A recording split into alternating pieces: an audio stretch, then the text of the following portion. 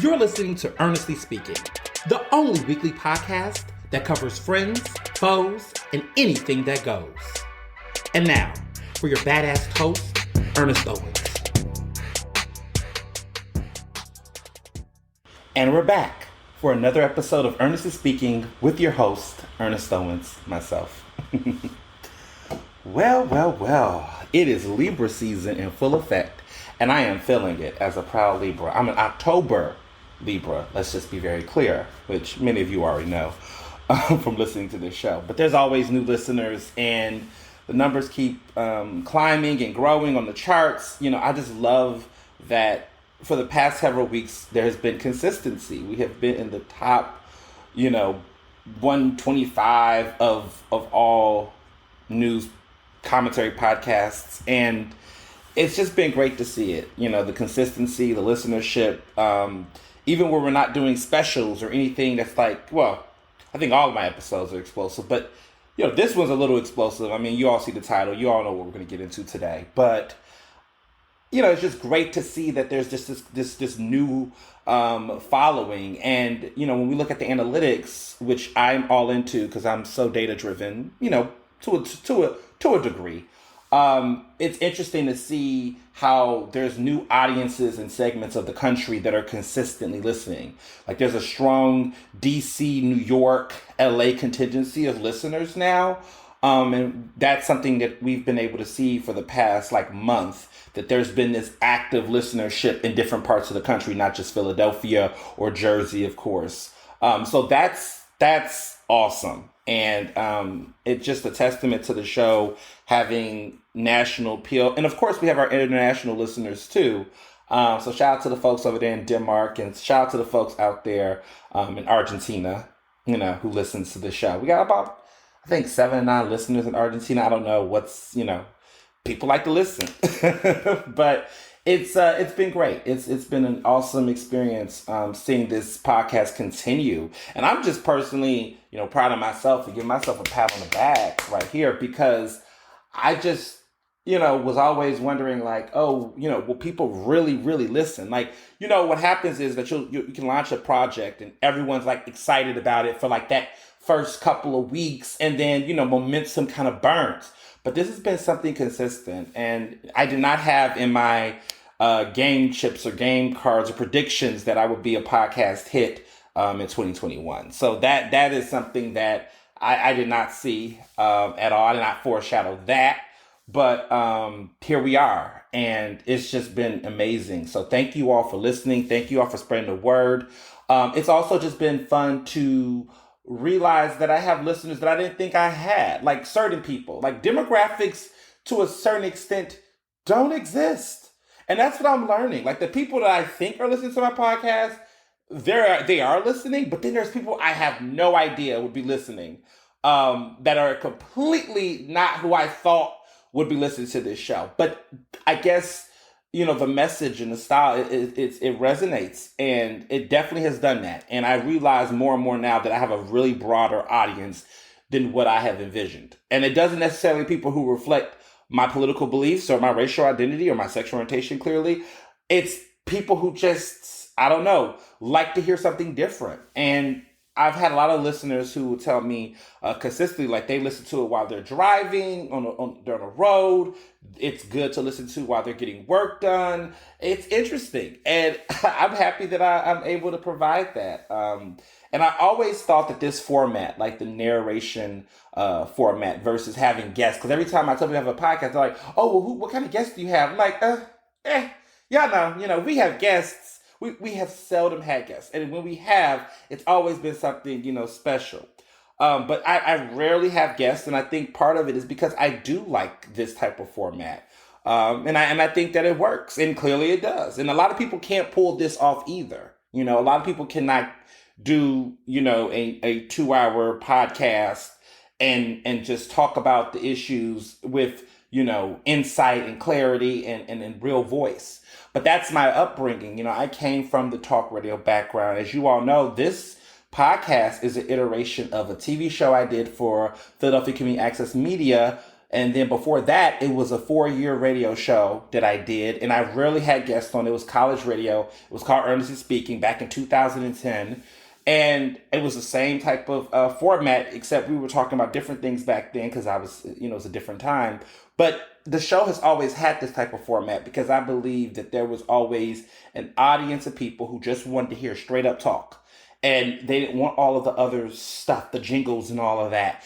And that's what I used to listen to growing up in that era, and I think it still matters, and I think people still like it, and clearly you all do. So, thank you all so much again for continuing to listen to this show and spread the word about it. I do it independently, which is why I can be able to say and do whatever I want on it, this podcast. And also, it's the one unrestricted product that I'm able to produce in audio form. And what I mean by that is that there's so many other things I do, right? I write, I do all these other things, but this is something that is just strictly me, strictly my time, strictly, this is what I want to talk about. This is how I want to talk about it. And it's fun. And it really feels like I'm having a conversation with thousands of people every week. So thank you all for continuing to listen to the show, and let's just keep going. So one thing I've noticed a lot of people have hit me up about is the book. The book is doing great. We're working. There's a book. Let me just say it's a book. All the chapters have been written.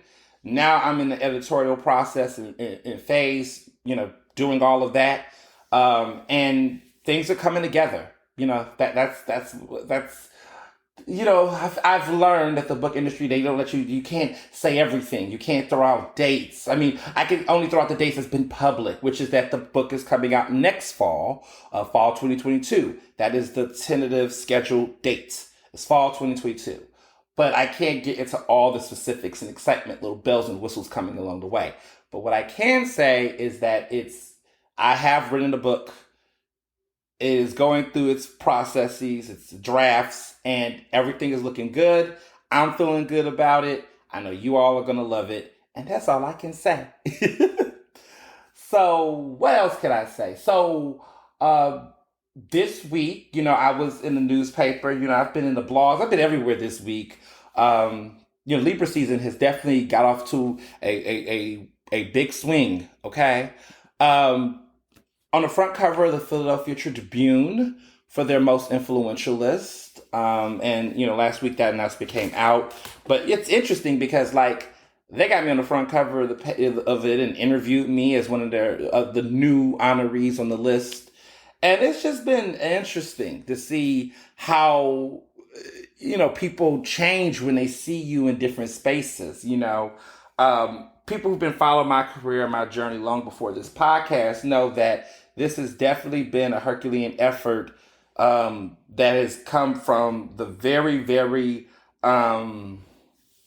organic grassroots tip. And I say that in the sense of none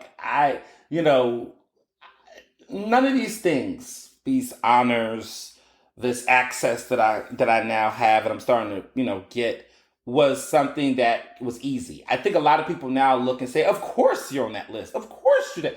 And I appreciate that. And that's very, nice of you and it's flattering, but it does not actually reflect how fucked up the industry is and how restrictive and how much gatekeeping it is. So as much as people think, of course, it's really not. I don't take any of these things for granted as a young Black queer professional in this business, because as much as you think the things that a lot of people take for granted in this business, I have to work twice as hard, if not more, to achieve about 50% of what they think is an of course. And it's just a moment because a lot of this stuff, is not based on meritocracy. A lot of it isn't based on hard work or actual raw talent or achievement. A lot of it is just, it's politics, sadly. And for me, people have wanted a lot of things from me that they felt like I've deserved. And I'm happy that and these are those moments where those things do happen, because often it doesn't. And I talked a little bit about Susan Lucci and all that stuff last week, but just in this moment, I've noticed a lot of people are like, of course she was going to be on the list. Why are you so shocked? And I'm like, because I can tell you how many years stuff like that don't happen. or things I've seen people who, and I'm just, this is me talking my shit, but I've seen a lot of people over the years that get things that it's just like, really? And when you're in a place where you're doing this work, and let me be clear, I've always been consistently doing the work and putting in this work, not for this type of stuff, because I don't expect it, actually. I actually don't, because oftentimes I don't get those things, these recognitions and things like that in this space because of the type of work that I do, because I'm uncensored, because I am, politically incorrect to some people, because I am frank and honest and do work with integrity. A lot of times when you're doing the things with honesty, integrity, and with no bullshit, you typically are not on the lists. But, sometimes things can change. And I will say that I think in this situation, things change with positionality, how I was framed. I achieved certain positions that were undeniable to not be on the list. I think there were also elements of, there was a new editor who was doing the list, and she was much younger and more progressive. And I think there's a lot of other things that play. And a lot of what I've learned is a lot of this stuff is circumstantial. It's not as deliberate as one can think. And I want people to know that if you're out there in the world, you're wondering, why can't I get this? Or why does it not happen? A lot of times it's not you. Sometimes we look at ourselves and think it's something we need to do better, or something we didn't do or didn't achieve or whatever. And I've learned very early in this skin, in this body that I'm in, that a lot of things are determined before I even open my mouth, before I even utter a word. There are decisions being made about where I'm going to be placed in life based off of that. And that's called discrimination, right? We know this to be true. And so many of you all who listen to the show know what I'm talking about. The decisions can be made or projected about you before you even can do an act to show where you stand or whatever. People already place judgment. And that's something that I've learned through time. And so what I have done to address that in my own life is that I just don't play into the game as much. I don't fixate myself on those things as much. I focus on what I can control within myself. My actions, my ideas, my creativity. I just push through as much as I can with what I can do and how I can make impact. And I think that that's how I've worked. And I keep going, regardless of whether, this thing happens or this thing comes about, you just keep moving. And so that's kind of what I've done over the years. I mean, many people said, oh, you should be on the, Tribune's Most Influential. You do this, you do that. I'm like, yeah, but I get snubbed every year. And I've gotten, and I remember last year when this came up again, which is so funny, I was just like, look, these people don't define what the work is for me. They don't define who's influential to me. There are people who are not on this list this year that is most influential. I mean, they say African Americans. I'm just like, oh, we're black. And there's people that are, anyway. It doesn't matter whether they got me on it this year. There's someone else who should be on there this year. I mean, I think about some of these folks. I think of people like Abdul Ali Muhammad. I think of, other folks out there who are doing incredible work that don't get on there. I think of, some of my friends have been on. I think of my fiance Barry. I think he should be on the fucking list. Given who they've put on there, I see some of my other friends who do incredible work. It has made a difference. Like, I have one of my besties, Sharon. I think she does incredible work. I think she should be on. I think a lot of my whole crew is most influential in my opinion. But you just. It's interesting, the politics. I was like, the other day, I was like, they was putting up leaders. I was like, the station manager of CBS 3, his name is Brandon. He's a black man running a top tier news station in Philadelphia. He should be on the list. It's just a lot of people that should be on that list that is not on that list. And so I think about all the politics and all of the things that, influences people's decision making and how they move. And I reiterate the importance of that it's circumstantial. And when you strike the iron, it's fun. And, I show gratitude for it because it doesn't have to happen. It doesn't need to happen. And quite frankly, it's fun that it did, right? And then you move on. That's how I do. I think some people really bleed into this stuff. They think, oh my God, this is an honor and I must take this to my grave. And they define me and I finally have arrived. I don't, no, I ain't gonna blow my horn, but many years ago, I was on the Forbes 30 under 30 list. And when I had that moment many years ago, I was like, okay, my mindset was like, goals. I don't need anything else for the rest of my young adult life as far as titles. I mean, you get it, it comes. I mean, honestly, I could go back to say when I got my Ivy League degree and graduated from Penn, okay, on a scholarship, that felt good. Like, I think that's what we should do in life, y'all. I think we should, all of us, look at what have we accomplished without always so hungry for what's next. I know that's weird for me to say because I'm super ambitious. But what I've done is I've taken some time every time to do a check-in with myself, looking at all the things that's coming and the things that are consistently happening, and do a check-in with myself to just remind myself that all of this stuff, it's great, it's wonderful, but with or without it, I remember the days when I didn't have any of it. And I remember the days where people thought I was robbed of it.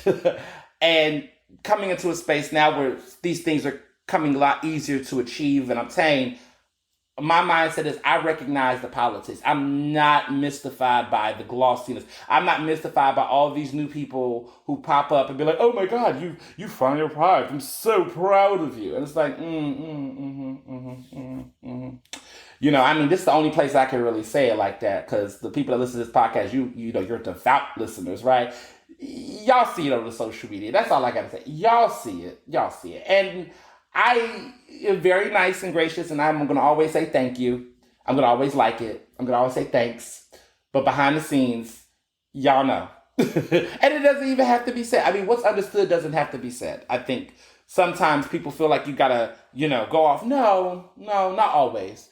Because at the end of the day, what difference will it make? I'm going to still do what I'm going to do. They're going to still do what they're going to do, and life goes on. So I'm super excited. Shout out to Jamira Perry, who is the editor, the magazine editor for the Tribune, who did this project. She doesn't get enough credit for it, I think, in my opinion. This is my opinion. But that issue comes out this weekend. Please go look for copies. If you can find copies of me on the front cover of the Tribune, get those copies too. Get the Sunday edition magazine if you can find out here in the streets. I know they're selling them at CVS's. I went to a couple of CVS's, okay, and found them in Philly. So if you can catch you some. I had a team, they was like trying to go to each CV, go and buy them up. I was like, no, we can't do that because then people can't see me. But you could get, I went to one CVS that was in my area and I got the whole rack. But there's other CVS's around and places you can find the Tribune. So please support and get copies if you can. And if you see it on your social, tag a brother, do that little screenshot or whatever. I love to retweet good stuff. So, that's would be awesome. But also, Jamira Perry, she was doing features and she still does feature reporting for the Tribune, but she did this project. She took on it. I mean, previous editors have come over the years and have done their thing, but the reason why you see a lot of new faces, including mine, and a lot of younger people and a lot of, different people like, Janine Cook from Harriet's Bookstore, who's on the list this year, and Sharice McGill from French Toast Bites, which we love. The reason why you see these new faces, Hania Sharp Brown, who's on my PABJ committee. She leads the awards committee. Just so many great people because she did that. She did that. And so I just want to thank her, and people who know her. She's a treasure, and more people should, I just want people, like, if you look at that magazine and you love what you see, hit her up. Let Jamira Perry know that you see her work and that she's doing incredible work. Send a letter to her editor. Send a letter to Irv Randolph and all the people over there. Just let them know that you appreciate what she's doing. And what she did with this list was phenomenal. And definitely, I felt like there was more enthusiasm and excitement this year. I wonder why. But it feels like it was more enthusiasm about the list this year than before, previous years. And that's because of her.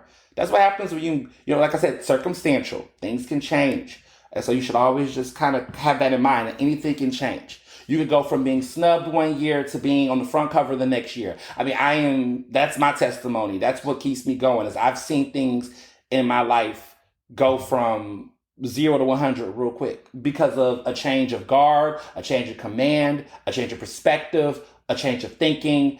Anything can change before your very eyes. You should just never write anything off 100% when it comes to opportunity. That's literally the story of my life. I have just been like, you know what? I'll wait and I'll just keep doing what I'm doing. And, hey, look, if you know you're doing something good and great, you can see things change based on that. Like for me, I just won't change. I'm very set in my pursuit of what I think is right and my passion. And I've seen other things bend and change to adapt me rather than the other way around. So, just some motivational speaking there. So last night I was at Union League. You all saw me there. I was at the Aldea, which is the Latinx publications, kind of like the Philadelphia Tribune. Philadelphia Tribune is the black newspaper, like the oldest running black newspaper in America, but Aldea is basically the Latino Philadelphia News regional newspaper. And I'm on their board now, the Aldea Foundation. I'm on the board for them, and it's great to be on boards. Oh, I love being on boards that are productive, boards that are innovative. Okay, let me clarify, because a lot of people will say, "Oh, well, you could be on my board." I'm like, no, I'm good. But I love being on their board, and it's been great. So there was an event yesterday called the Archetypes. This was Friday night. So for people who's listening, as you might be able to know when I did this episode, that's, So it was called the Archetypes. They were honoring some incredible Latinx awardees for Hispanic Heritage Month. And it was a great time. It was a wonderful time. They had the Union League. And let me tell you about the Union League. So the Union League, Google it. It is, well, listen, all I got to say is I haven't seen that much flavor in the Union League in my entire time in Philadelphia. I mean, there were people in there doing the machacha, the salsa dancing. It was a Latinx Afro-Latino band that was performing live music. The drinks were flowing. That open bar was lit. They make some strong cocktails at the Union League, I must say. And, but it's just a bunch of dead old white men on frames and pictures all over the damn place. I was like, all these white men, which I wasn't shocked. I've been there a couple of times. There's a lot of stories about the Union League, their racist history, their love of Republicans. What else about the Union League? It's an old building. It's grand as fuck. Okay, I'll say that. It's grand as fuck in there. Those memberships are not cheap. Okay. Listen, okay? Those memberships a month, or it's somebody's mortgage a month, okay? That's a different lifestyle.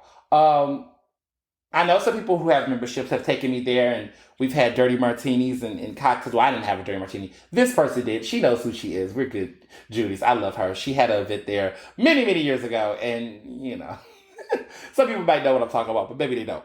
But I love her, and we used to go there and have lunch and chit-chat. But there was also Seth Williams, who was notorious for having a $250 cheese tray.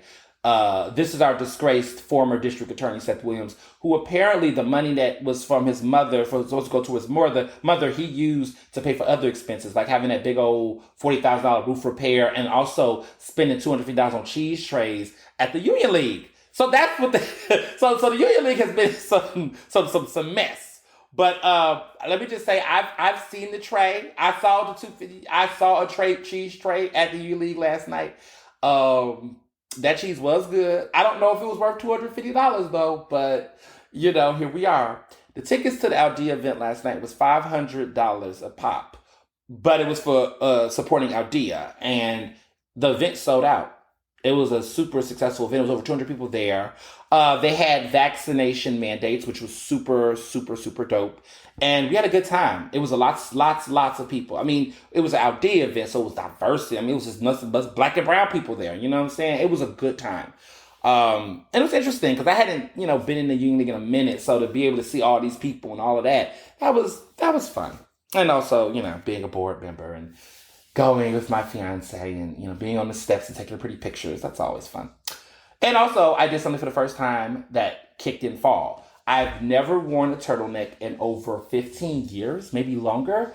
And my best teacher, Marcus, convinced me to do turtlenecks.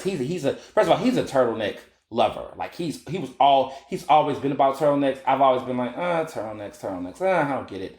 But I said, let me try it. So he got me one, a black one. I'm keeping it cute right now. And it fit me fabulously. I was like, I like this because I hate ties. I don't know if people know this. I hate ties. So normally if you see pictures of me, well, the joke is that's why it's so funny that my main picture of me is a picture of me with a tie. That's the only time you're going to probably see me with a tie on. I don't do ties. Like I will only do ties for headshots and because, I get it. I get headshots, you got to, do it all. But I really don't like ties. So if you see most pictures of me, I always have a blazer on. I love a blazer. I love a blazer. I love a dinner jacket. I love all that. But I hate ties. I just think they're just so restrictive. Like they just choke your neck. And I just, I don't get excited about them. Bow ties, I could wear a bow tie in the tux. I actually enjoy bow ties more. I think they're more fun and expressive. But normally I'm doing what I call the Simon Cowell look, which is you're going to catch me in a blazer and you're going to catch me with a shirt and it's going to be buttoned down and that's what you're going to get. I'm going to always give you the Simon Cowell look. That's just me. And the thing is, I know how to dress up a look without a tie. Because last night everyone thought I was super dapper because, I had the floret on the side. I had some nice shoes last night. Ooh, cute little red bottoms. But I had some nice shoes on last night. And I say a good pair of shoes, some good cologne. Okay, because I love my just Versace Dylan Blue is my fragrance. I have not found a fragrance that excites me more than that. I know people talk about Creed. We can have another debate about that another day. I don't think Creed is bad. Creed is not horrible. I just think Creed is overrated. I think every man, like the way that men wear Creed, and this is such a first world problem. It reminds me of how men used to wear Curve by Liz Claiborne back in the day. And if you know about that, chuckle to yourself. You remember that olive bottle, okay, that had Curve written on it. I feel like that's how guys wear Creed, grown men wear Creed. And I just feel like it's just overrated. It's not a bad scent. Let me be clear. It's not a bad scent. But there's so many other fragrances you can play with. I thought Gucci Guilty was fun. When that had a moment. Some of the Armani scents are fine. I just love Versace Dylan Blue. I love the bottle. I love the color. I just love that scent. It's just my signature scent. And I think my pheromones and its interaction with it is a relationship. I've been wearing it for 2 years. And I think my body DNA and it connects and it's like a natural scent. I think even when I don't spray it on me, I still smell like it because that's just how much I wear. But I love it and it's my scent. So when you smell me, you're not smelling Versace Dylan Blue. You're smelling Ernest X, Versace Dylan Blue. It's a collaboration. That scent it's us. It's our special scent together. It's not, because you could spray it on someone else and it's not going to smell the same, y'all. I just feel like it's something, whatever is in that fragrance, it connects to me really well. It's my scent. I love it. I don't care. The scent is such a versatile scent. You can rock that in the summer and it's light enough for the summer, but it's also dense enough for the fall and winter. It's just the perfect scent. I'm look at me, sound like I'm promoting this. I have no sponsorships for Versace. I just love the scent. That being said, a good cologne, a floret, great shoes, okay? You can get away with not wearing a tie if you do everything else right. A nice watch, a ring, something. But I have outdressed some of the best who try to put on the whole tuxedos and all that stuff because it's all about style. You got to make it look good. You got to make it work. And so I was able to rock a black turtleneck with this outfit I had on last night. I had a full 2-piece suit, but I just didn't do the tie. And I was definitely one of the best dressed last night. Okay, so I just think you can do it. You just have to have a certain swag and confidence and a good haircut. I just want to say that I don't know what's going on. I'm not judging, but what happened to haircuts? I'm seeing too many. I'm listening. The pandemic. We still in a pandemic, but I need some of y'all to get a haircut. I just not cut all your hair off, but get it. Get the lining, get the fade, do something. Just look like you give a fuck about your hair slightly. I'm not saying you got to cut it all off because my brother has like the most adorable curls, and he was on CBS the other day. But like, you gotta fade it. You gotta fade it. You gotta, get the lining and everything. Just saying. I've just been seeing a lot of folks just think it's okay to just come out of the wilderness. Listen. During the pandemic, it made sense. Nobody wanted to go to their barbers, whatever. I mean, I still was, but safely I was. But you gotta, just put it out there. So speaking of which, what I've been following a lot of stuff going on with, the vaccines. And this is going to talk about some other things that's update on my end because, y'all waiting for that wedding update. So studies are saying that the Moderna vaccine is the strongest or has been out of the ones, the Moderna has been the strongest. I have the Moderna vaccine. I just want to say yay. But I just want to be clear that we're talking the difference between a Mercedes, a Buick. Well, let me see. That's not a good analogy. We're just talking minor differences. At the end of the day, whether you got a Pfizer or Moderna or Johnson Johnson, whatever, being vaccinated, y'all, is the difference between severe illness and death to just, a breakthrough case and you're still living.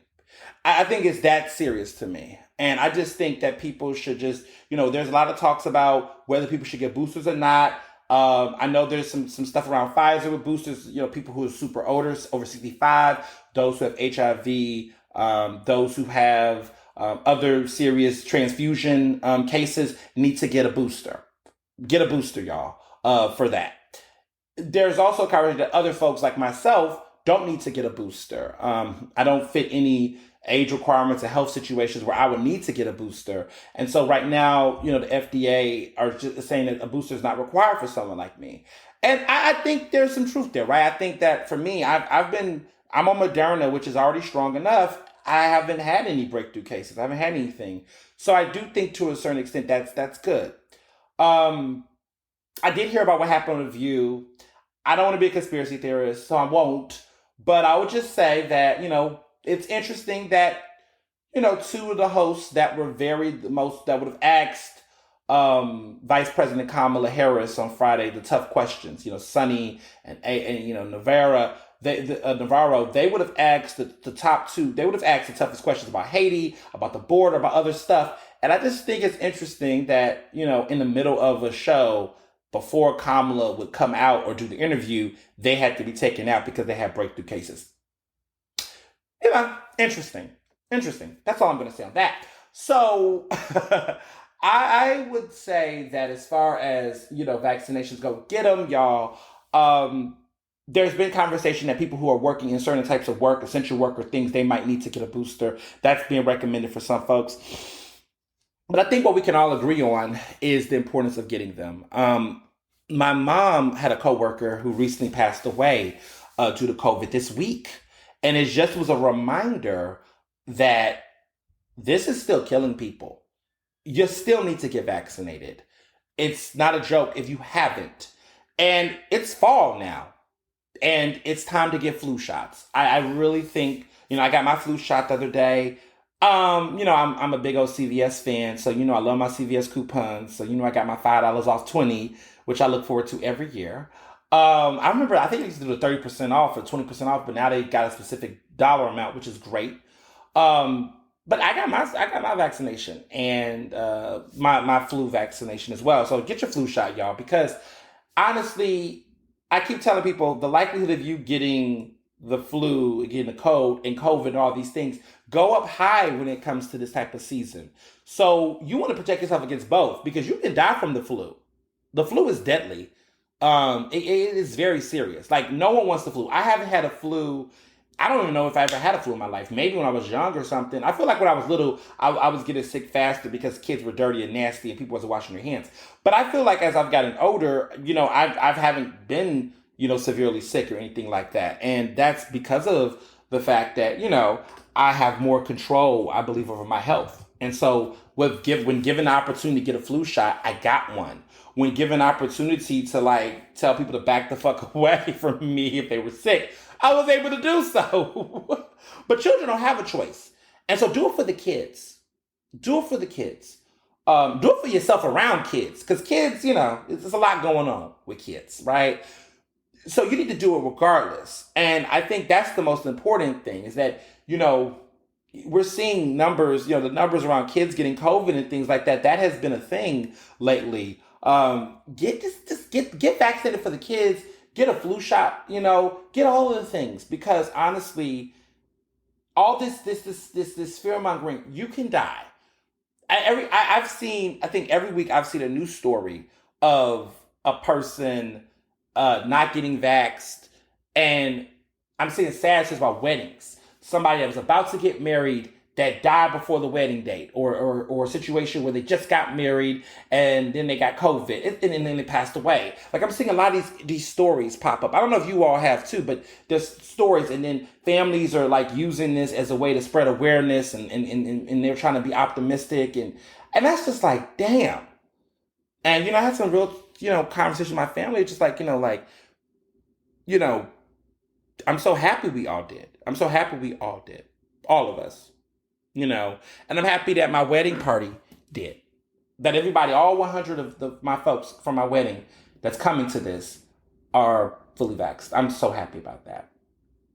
That makes me feel good. I feel just so good about that. And, the importance of mandates. I wrote a piece for Philadelphia Magazine talking about, this instant rise. And I just said, look, stop judging people for going to outdoor events. The COVID mandates are working.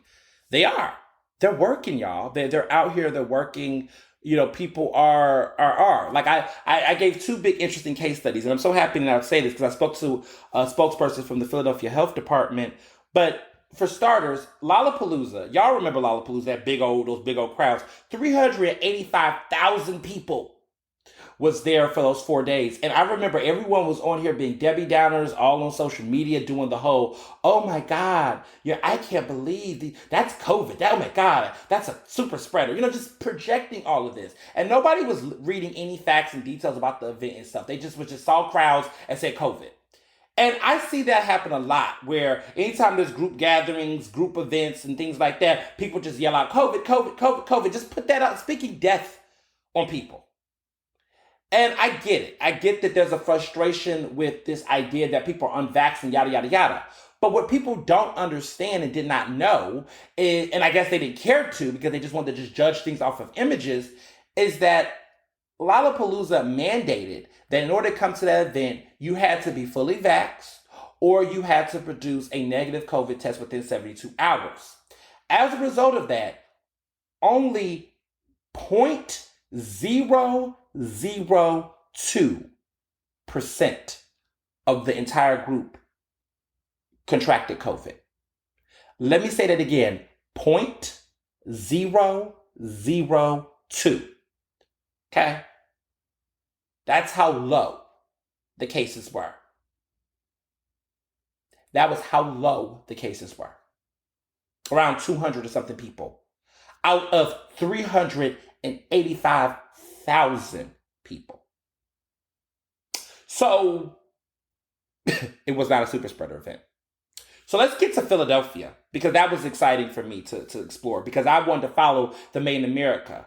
Because my little brother went. And I was like, you better have that mask on, sir. You better have your beak on. He's fully vaxxed. He was able to, had all the trimmings and everything necessary. So, he went. And I remember people, being like, why your brother go to that super spreader event? How can you have him go? People were saying crazy shit to me in my DMs. And I was like, there's mandates, y'all. There's mandates. It's an outdoor event. Calm the fuck down. And I remember there was some press and people sharing images of folks that didn't have a mask on. And I'm like, well, first of all, they're outside. These people are fully vaxxed because they also had the fully vaxxed mandate, and they also had to provide a negative COVID test 48 hours. So not the 3 day, it was 2 day. You have to provide one within 48 hours. A negative COVID test if you was not fully vaccinated. So there was, again, there was barriers in place. Well, spoke to the health department. Spokesperson came back to me, told me it was not a super spreader event. They did not see a spike in cases, nothing. And actually, cases in Philadelphia have been going down like recently. So, yeah. Now that event had around 50 to 60,000 people. It wasn't as big as Lollapalooza, but it just goes to show you that the pattern that I've seen is that when you have mandates, that's when you see the results. You got to have mandates. What I've noticed is that there are people who are having weddings right now that don't have mandates, and people are out here fucking getting it. And that's ridiculous. That's irresponsible, right? You have nothing in place. I have people that are coming to my wedding, right? Fully vaccinated, but they're getting tests before they go to the wedding. They're getting COVID tests just to be double sure, just to be safe. If they're in, and if they don't have symptoms, they asymptomatic or whatever. Asymptomatic. They are going to make sure they're still going to get tested, and that's a big deal. That's a big deal. That's double proof. And at the same time, what I tell people is that there's always going to be some level of risk involved when you go to events. The only way that you could prevent not getting COVID at all is to never walk outside your house. But at the end of the day, that's what vaccines are for. See, if you out here living dirty, and I'm gonna say it like that. I'm sorry, excuse my French, but if you out here riding dirty, yeah, I would be scared as fuck. If I was not vaccinated, I would be scared as fuck to go anywhere. Because at the end of the day, what's the point? But for people who are fully vaccinated, you can go out there. I remember, what's crazy is that before there was a vaccine, we all had to go to the store. We all had to wear our masks. We all had to navigate the world. We are now in the world with vaccinations, and people are acting like it's 2 years ago. Like, there's got to be a point where you have to say, okay, I need to trust the science, because at the end of the day, you trusted enough to get vaccinated. Now it's time to just be, vigilant, but don't sit up here and be completely anti-everything.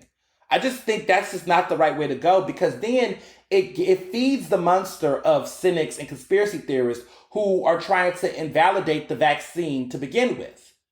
I'm going out because I want people to understand that you can go out and you can be safe. You need to be safe regardless. We should always be washing our hands. I mean, I was, but clearly some of y'all weren't. And I want to just say that as a man, going to the men's restroom and seeing men still not wash their hands in the bathroom scares the fuck out of me. But I want to be very clear. I was always scared of men using the restroom because they never was doing it before. But even in a pandemic and flu season, they're still not. So you should be washing your hands regardless. You should be keeping a mask on when you can regardless. You should be doing all of this regardless. Okay? Especially if you're a foodie like me. Going to restaurants, you already do it. So stop with all that. You was doing Uber Eats, stop all of it. Stop acting like you're just this big old, I don't eat. Stop it. I'll tell y'all a fun joke, and I might get in trouble for this. Not really. When I went to a restaurant with someone recently, they're not friends with me. We're not like close besties, but I went to an event. I saw this person, I won't give the gender, but they had their silverware, and they asked someone to give them, the server, a cup of hot water. And I was like, okay, maybe they like to have hot water or lemon or whatever. Listen, they took their utensils, they put it in. Now, mind you, this person already polished our silverware. They dipped it in, they put it in the hot water for like several number of seconds, and it took it out. I was just like, fucking kidding. I don't know. I thought that was just so tacky. And also kind of rude, because it's like, did you see something on the silverware, or did you just do that because you're trying to prove some point of like, oh, you're so, please. I just think sometimes the snobbish behavior that I see some people do, during this pandemic, people just are projecting, a lot of things, and it makes no difference because some of the same people that you think are so high maintenance, like Nicki Minaj, are apparently anti-vaxxers. So it just says a lot, and I'm just gonna, just say a lot. So during this wedding process, as you know, we're getting close to the big day. Things are just coming together. It's just really a countdown at this point. And one of the exciting things about it is that it's just good to see everybody taking it seriously, which they were already, but just seeing the attention to detail and the scheduling, and everyone realized that, oh shit, this is coming in a couple of, like couple of weeks, like like in this, what, 2 weeks, 3 weeks from now, like it's, goodness, it's coming. And, people are planning accordingly. The makeup situation is getting done. The scheduling for the makeup artists to make sure everybody get their makeup done, which is wild in so many different ways. It's wild in so many ways that, that's happening. And I'm just like, okay. So we had to do that. Then we, just thinking about the larger scheme of things, we had to do all of the scheduling for the haircuts for everybody. Like everything's just coming together. And I guess now I'm in this fun phase where I have a little bit of residuals that have bled over that I can now surprise my guests. My wedding party, my side of the wedding party with something special. And so I'm keeping my fingers crossed, hoping everything come through. But I have a fun surprise for my wedding guests. So yeah, now we can keep doing silly things. Every time I think I'm done, I'm always finding myself with ooh, could we add this? Could we do this? Just because. So, all of that. But, you know. So one thing that's been interesting, and I do want to say this. I just have to. I cannot not say anything about this. But I knew this was going to happen. And it's weird because when it happened, it was like knew it was going to happen. So, we had, of course, our vaccination mandate. We told everybody if you're if you're not fully vaxxed, you cannot come to the wedding, period. And of course, we had a time window because there was you couldn't just pop up and say you was coming fully vaxxed, whatever, because, the window to being fully vaxxed, you have to be fully vaxxed. Okay. People always think that fully vaxxed means one shot, unless it's the Johnson and Johnson vaccine. It takes a month and some weeks and it takes a month to get the second shot. Then you got to have 2 weeks before you can claim fully vaxxed. And we take that seriously over here.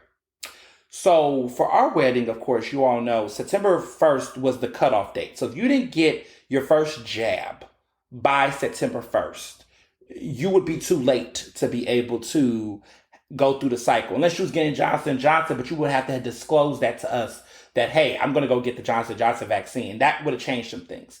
But as far as anyone getting Moderna or Pfizer, we need to know this so we can have our tentative list. And we wanted to make sure everything was there. So as you all know, there were people who were like, nope, not getting vaccinated. Oh, can't get it. Oh, so well. Oh, well, whatever. We've had that. We have a couple of people. It was, about a dozen people. And we were just like, okay, well, all right.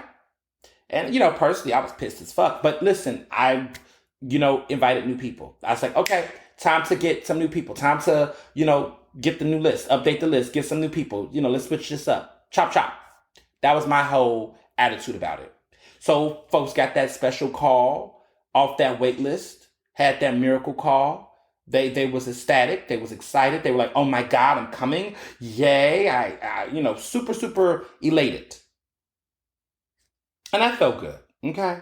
I felt good about it. They felt good about it. It was a good moment. Now, this week, we've gotten a bunch of phone calls, about 3-4 calls. So that's a bunch of people calling and saying, hey, getting vaxxed this week. And we're looking like, and? They're like, oh, just what you know. Yeah, I decided to get vaccinated. And we're like, okay. And so it's been interesting seeing the change of personalities in people around their interest to getting it, to not getting it. And now people are like popping up now trying to do the whole, oh, we did. And I'm like, okay. So I had to be the person that had to make that phone call and tell these people, thank you for getting vaccinated. Thank you for your service. Thank you for, you know, being a healthy American, but the cutoff date for you to be fully vaccinated has exceeded, and your table, you forfeited your invitation the moment you said you guess you wouldn't be coming, quote unquote. So, you know, sadly, we don't have any space for you. Bye. And I had to be that person. I had to be that person. And I don't care. And I don't regret it. And I'm like, that's what the fuck you get. And I'm just being very frank because it's frustrating. That out of all of the things I do in my wedding planning, I would say that that has been the most annoying aspect of it. Everything else fine. Flowers, okay. Food, drink, wedding party, everybody else, great. But that has been probably the one annoying aspect. But I don't care at this point. It's over. It's above me now. It's Mother Nature. It is what it is. I'm not stressed about it anymore. But I'm just kind of a little slightly shocked that folks would have the audacity to think that they could just a month later hit up my line and be like, "Oh, I decided to get vaxxed." And first of all, let me just say all of this. It's rude as fuck. It's inconsiderate. And then also, let me just keep it all the way 100. I know damn well you did not get vaccinated to come to the wedding. What happened is your job probably mandated it. What had happened was you probably want to go to some concerts. What had happened was you done read these headlines and you done seen all these stories and you probably done lost Pookie in them. And now you decided, okay, I need to get it for all of those reasons. And then maybe the icing on the cake is I could go show up to Ernest and Barry's wedding. Full stop. So it's been interesting to see this happen. And I'm at a point where shit, it's nothing that can be done. Nothing can be done. Sorry. And I don't want you to come. I mean, to be quite honest, when you have shown me a certain side, because here's the thing, and I don't want to get into specifics and name names and all that because that doesn't matter. But when we disclose this information to our guests, some of our guests, like most of our guests were already vaccinated, fully vaccinated, was cool, right? Everybody at my wedding shower was fully vaxxed. Most of them live in Philly. This wasn't even them, right? So let me just put that out there. But some of the people who call, like distant family members, childhood friends from high school, folks like that, other guests, we called them mid-August. And some of y'all remember this podcast episode where we talked about this. So we called them, I want to say mid-August, and told them they had to September 1st. There were some people who said, hey, can you give me a few days to think about it or, figure it out, yada, yada, yada. And they hit us up. And I said, okay. So we kept their seat intact. We did not make calls. We did not lift the wait list. We didn't do any changes. Because we was like, look, some people might need some time to think about it, whatever. But they had 2 weeks to figure it out. Because that's more than enough time. And honestly, we didn't have to do that. But at the end of the day, I'm dealing with family. I'm dealing with friends. I'm dealing with people I care about. All these people that I invited, I care about them. I like them. We love them. So it wasn't a situation where we wanted this to be personal. We wanted this to be anything dramatic. It was just like, hey, this has to happen. My venue is not allowing us to it's too many vendors and too many people involved for us not to have this mandate. So it has to happen. But we wanted to give people that time to think it through. So there were some people who said, hey, thank you for letting me know. I need to think about it, whatever. Cool. Couple of days later, all those people, let me be specific. All of those people came back and got vaccinated. And it was like, you know what? I just got vaccinated. I got Moderna. I got whatever. I'm coming. Cool. Perfect. Never gave up their seats to wait list, never disclosed it, never had to say anything. It was a done bun. Cool. Interesting, the people who did not get vaccinated told us from the ones who were unvaccinated, who we told them to that didn't do that, they were strictly from the jump, guess I won't be going then. Oh, well, yeah, I'm not vaxxed. I don't plan to. Sorry about that. They were very quick to say no. They didn't even give it a thought. They didn't say, let me think about it. Hey, can I hit you up before September 1st? They were very much like, nah, I'm not doing that. And we were like, okay. And we said, all right. And they never called us back. They never followed up. They never said, oh, how's it going? I feel bad. No, nothing. They just stopped talking to us. And so we basically flipped the seats. We looked at our wait list. We hit up the people. We said, okay, you know what? So-and-so can't come. So then you can come. Can you come? Yada, yada, yada. Everything was straight. Boom, bam, done. Now, a month later, some of these people are coming back into the fold. The ones who were quick to say, oh, no, I'm not getting that, or I'm not doing that. Now they're trying to see if they can slide in. And the answer is fucking no. And I don't feel bad about it. So, yeah. Yeah. But, it's always surprises. Always surprises. It's always going to be a major surprise. The wedding is like a saga, of course.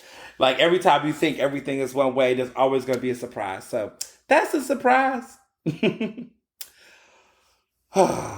Speaking of surprises and all of the craziness that's been going on, in the news, because I do want to talk about this, missing white girl syndrome. Joy Reid, who has just been in the news a lot. Last week she was beefing with Nicki Minaj, rightfully so, or Nicki Minaj was beefing with her. Let me clarify. Now she is, out here doing her thing, and she was talking on social media about, on her show, the Reid Report, about missing white girl syndrome, which is all about this social media influencer Gabby Petito, which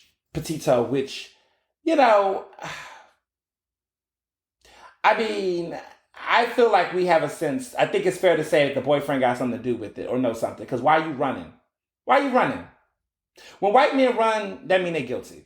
I don't know any white men who don't run that's not guilty. Like, why are you running? It's audio recordings, all this stuff. This is a very unfortunate case. It's sad. It's official. She died from a homicide. The autopsies and investigators are saying it's a sad story. It's always the same narrative. It's a girl and a lover, in a situation like this. And it's just interesting because, it's what's happened to her is unfortunate.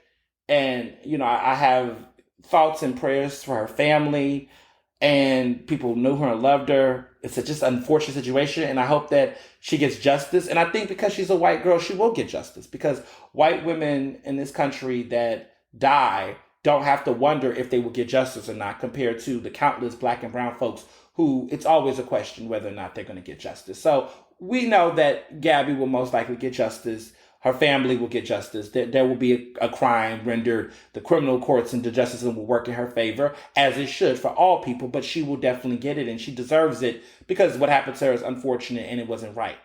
So let's say two things can be true. Yes, Gabby deserves justice.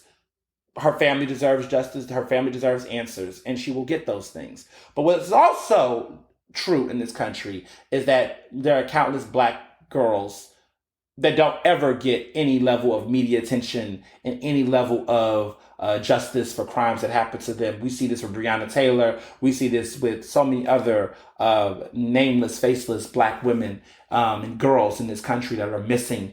Okay, there's so much human trafficking going on in Atlanta, and we don't hear much about it. There's missing girls in Nigeria. We don't really hear much about it. And there's moments, right, like Bring Back Our Girls and things like that come around. But there's also a great podcast about missing black girl that is out there that talks about missing cases, and it's an incredible podcast. And it's called Black Girl Missing, and you should listen to it. You should listen to it. There's some great people who are part of it. Feminista Jones is a part of it.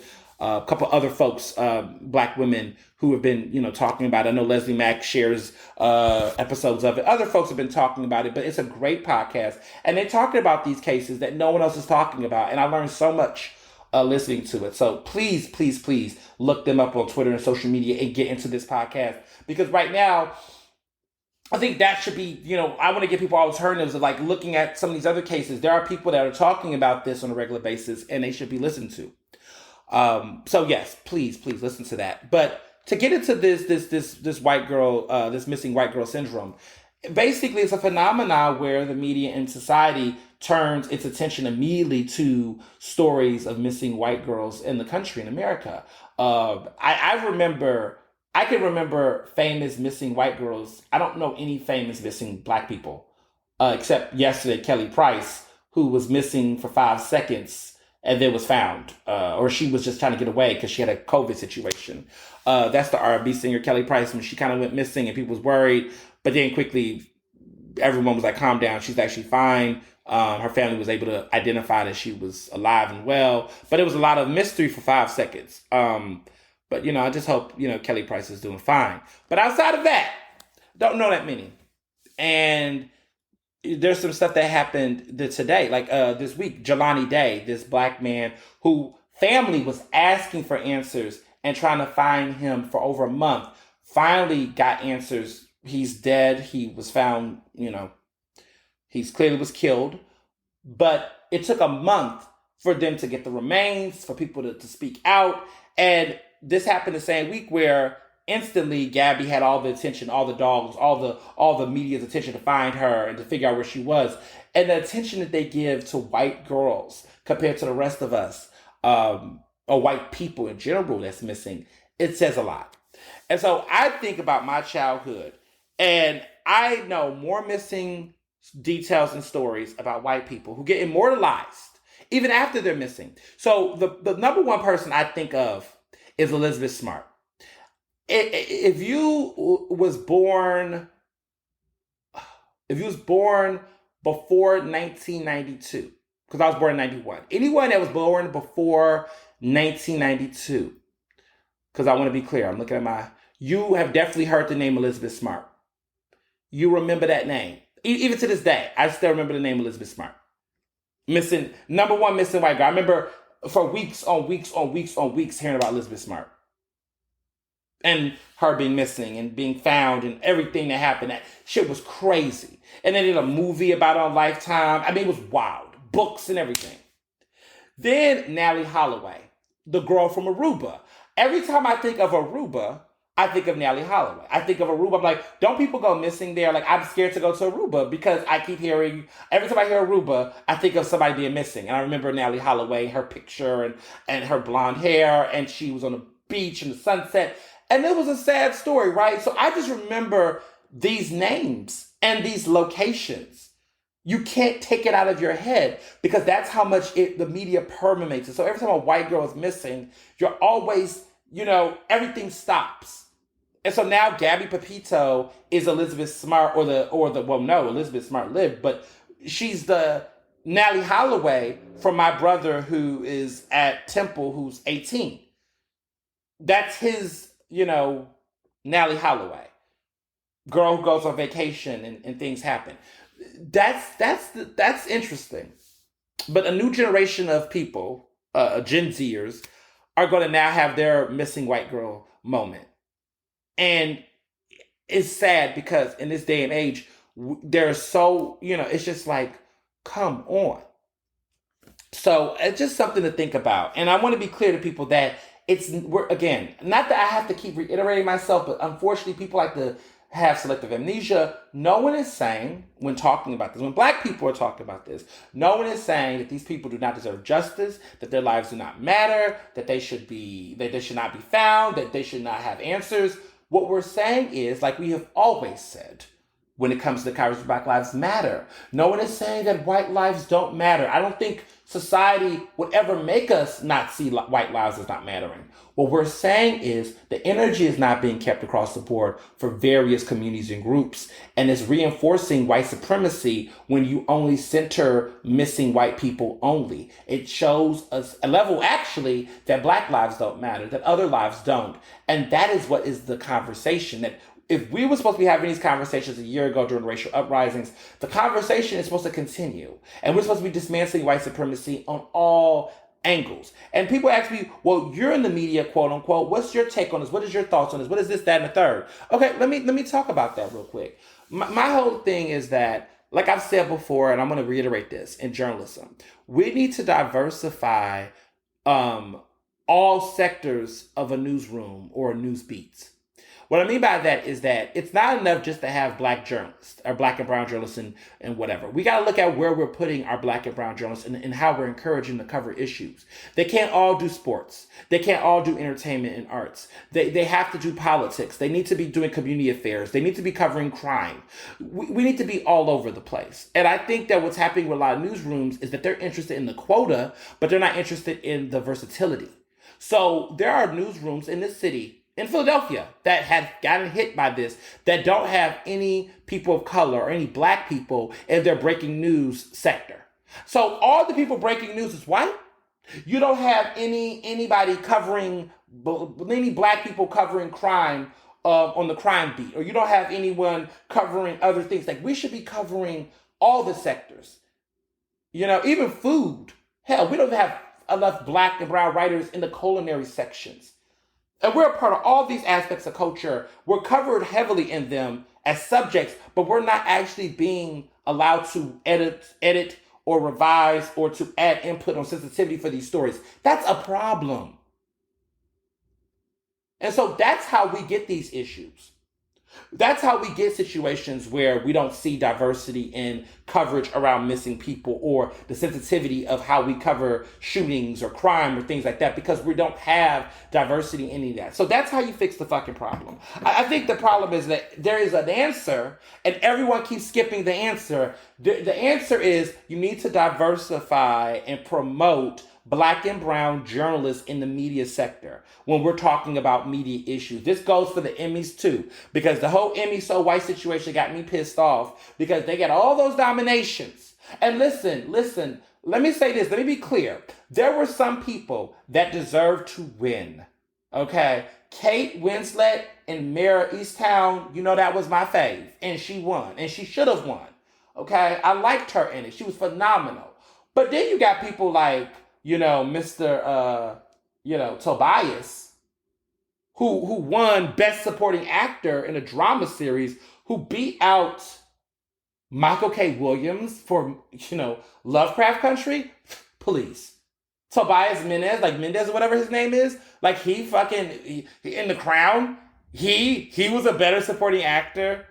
He was, first of all, he was so forgettable this season on The Crown. No shade. The shade actually.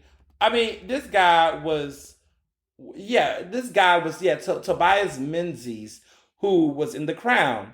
And I'm just sitting here looking like, really? This is the guy that you guys gave this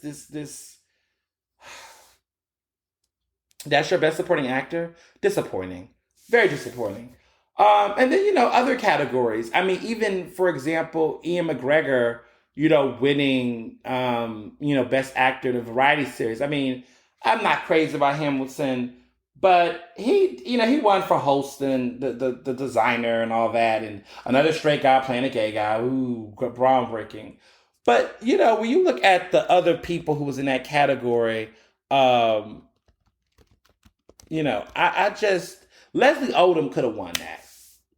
I mean, Leslie Odom could have easily won that. I mean, he played Aaron Burr. He's probably the best thing about Hamilton. I really don't care about Hamilton like that, but he was probably one of the best things about it.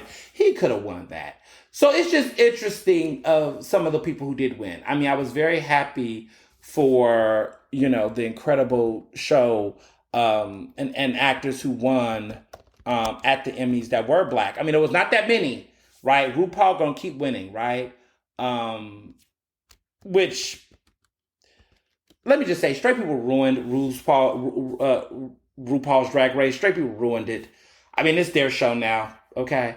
Jean Smart winning, for Hacks was fun, right? All those Ted Lasso winners, I guess, whatever.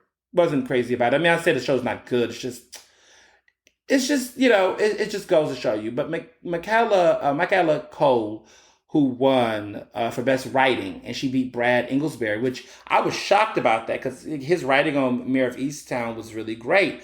But Michaela Cole winning that surprise win, well-deserved win for I May Destroy You, was great. And I'm happy she did win something, because for so long she was being snubbed in different categories, but she finally won something. And her work was phenomenal. And that show is an important show that needs more people need to listen to it and watch it. It's on HBO Max. It shows how the impact of sexual assault and the trauma that happens lives long past the incident itself. And it centers a black character and black characters. And that's a rarity. So to see, this cast and these great actors and people be into it and have a British, spin on it, it's just incredible. So love the show. Highly recommend. If you have not seen it, I May Destroy You is an incredible show on HBO Max, and the acting is great. And I'm happy that someone black won some things. Because again, Debbie Allen won Lifetime Achievement, which she deserved. But I mean, it was just kind of cringy. All of those black nominees, all those black and brown, all this diversity in nominations, and it was so hyped. There was an opportunity for them to really do some things, and then they just didn't. I mean, Olivia Colman, who's a great actress, she gets nominated for everything under the sun. She's already won an Oscar. She won for The Crown. I was like, okay, if you was going to give a Crown actor, Emma Cole should have, the woman who played, Princess Diana, she should have deserved it. She deserved it more. I just thought she was a better actress in that situation. Emma Corrin, she played Princess Diana in The Crown this season. It was only a limited season. So it was only one, this was the only season she was in. And because now Princess Diana will get older, there's another actress that's going to play her. So like what happens with The Crown, The Crown's a good show. I just hate that it keeps winning everything, because it's like all these British shows always fucking win. Like, they love the Brits.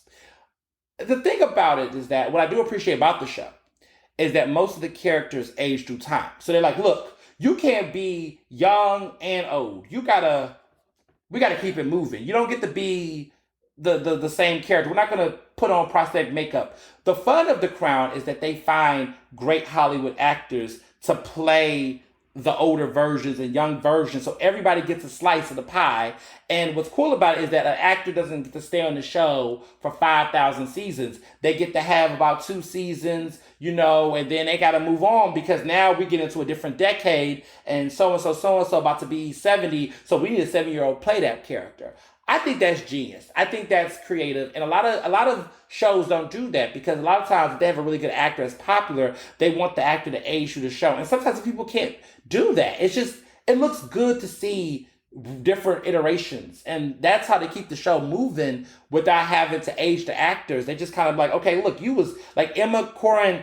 She had one season and she did her thing, and she won all these great awards, and she had a great knockout season, and then she could move on. And the actress before her did the same thing, who played Queen Elizabeth before Elizabeth Coleman played her.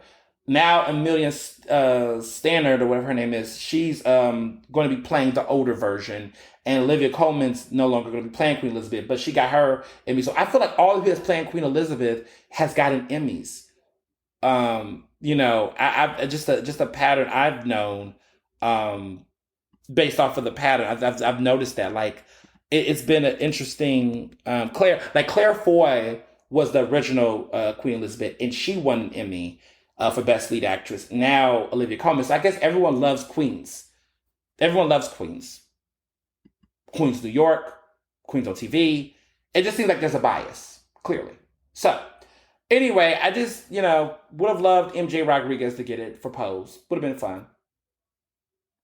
Even for The Crown Best Actor, I mean, Josh O'Connor, they swept all of the gag is they swept all of the acting categories. Best Lead Actor, Best Supporting Actor, Best Lead Actress, Best Supporting Actress. They swept everything. And Julie Anderson playing Margaret Thatcher was great. It was great. And it's great that she has a comeback since the X-Files. So, I mean, but still, it's just like, it's just, I don't know. I mean, I'm just always going to root for everybody black except R. Kelly and Kevin Hart and Charlamagne the God and Nicki Minaj. So let's get into Nicki Minaj, because there's a lot of talk about what's been going on. And actually, no, let's go to Karen Civil, because Karen Civil also is connected to Nicki Minaj. So let's talk about this. Everyone's been hitting me up. I was definitely on the blogs. Everybody was, Hollywood Unlocked and Shade Room and all this stuff about Karen Civil. And a lot of people don't know who Karen Civil is.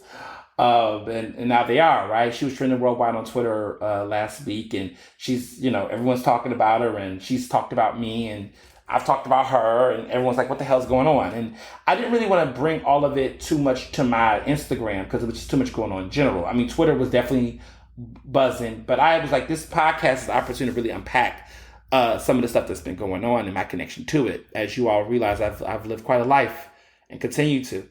So here's what happened with Karen Civil. For starters, Karen Civil, I don't know if no one really knows. Karen Civil is one of those people where we don't know what her job is. How somebody has a lot of jobs and you don't really know what exactly their title is. I mean, they just out here. Like me, people know I'm a journalist. That's my job. I'm a journalist. I'm a media advocate. People just know that I have a particular career, a craft. But there's always this space in the industry, especially the media industry, Hollywood, all that, where there's a bunch of people out here and you're just like, what the fuck does this person do? I know they're making money. I know that they are in the room, but we don't really know what exactly do they do. Because a lot of times people run under these weird titles. I'm a mommy-o, a she-o, I'm a tastemaker, I'm a trailblazer. These are good adjectives, but these are not necessarily an actual descriptor of what you do. So, you could say you're ambitious. You could say that you're a hustler. You could say, you give yourself all these great, verbs and descriptors and all this crazy jab. But at the end of the day, the question becomes, what do you really do? So Karen Civil has always had that for me. When I've known her, I never really knew what exactly she do. And as I got a little bit older and began to get more involved in the industry, I began to realize that she was one of those. I don't want to call her a hack, but if the shoe fits. But I would say that she was definitely one of those people in the industry that we call the fixer.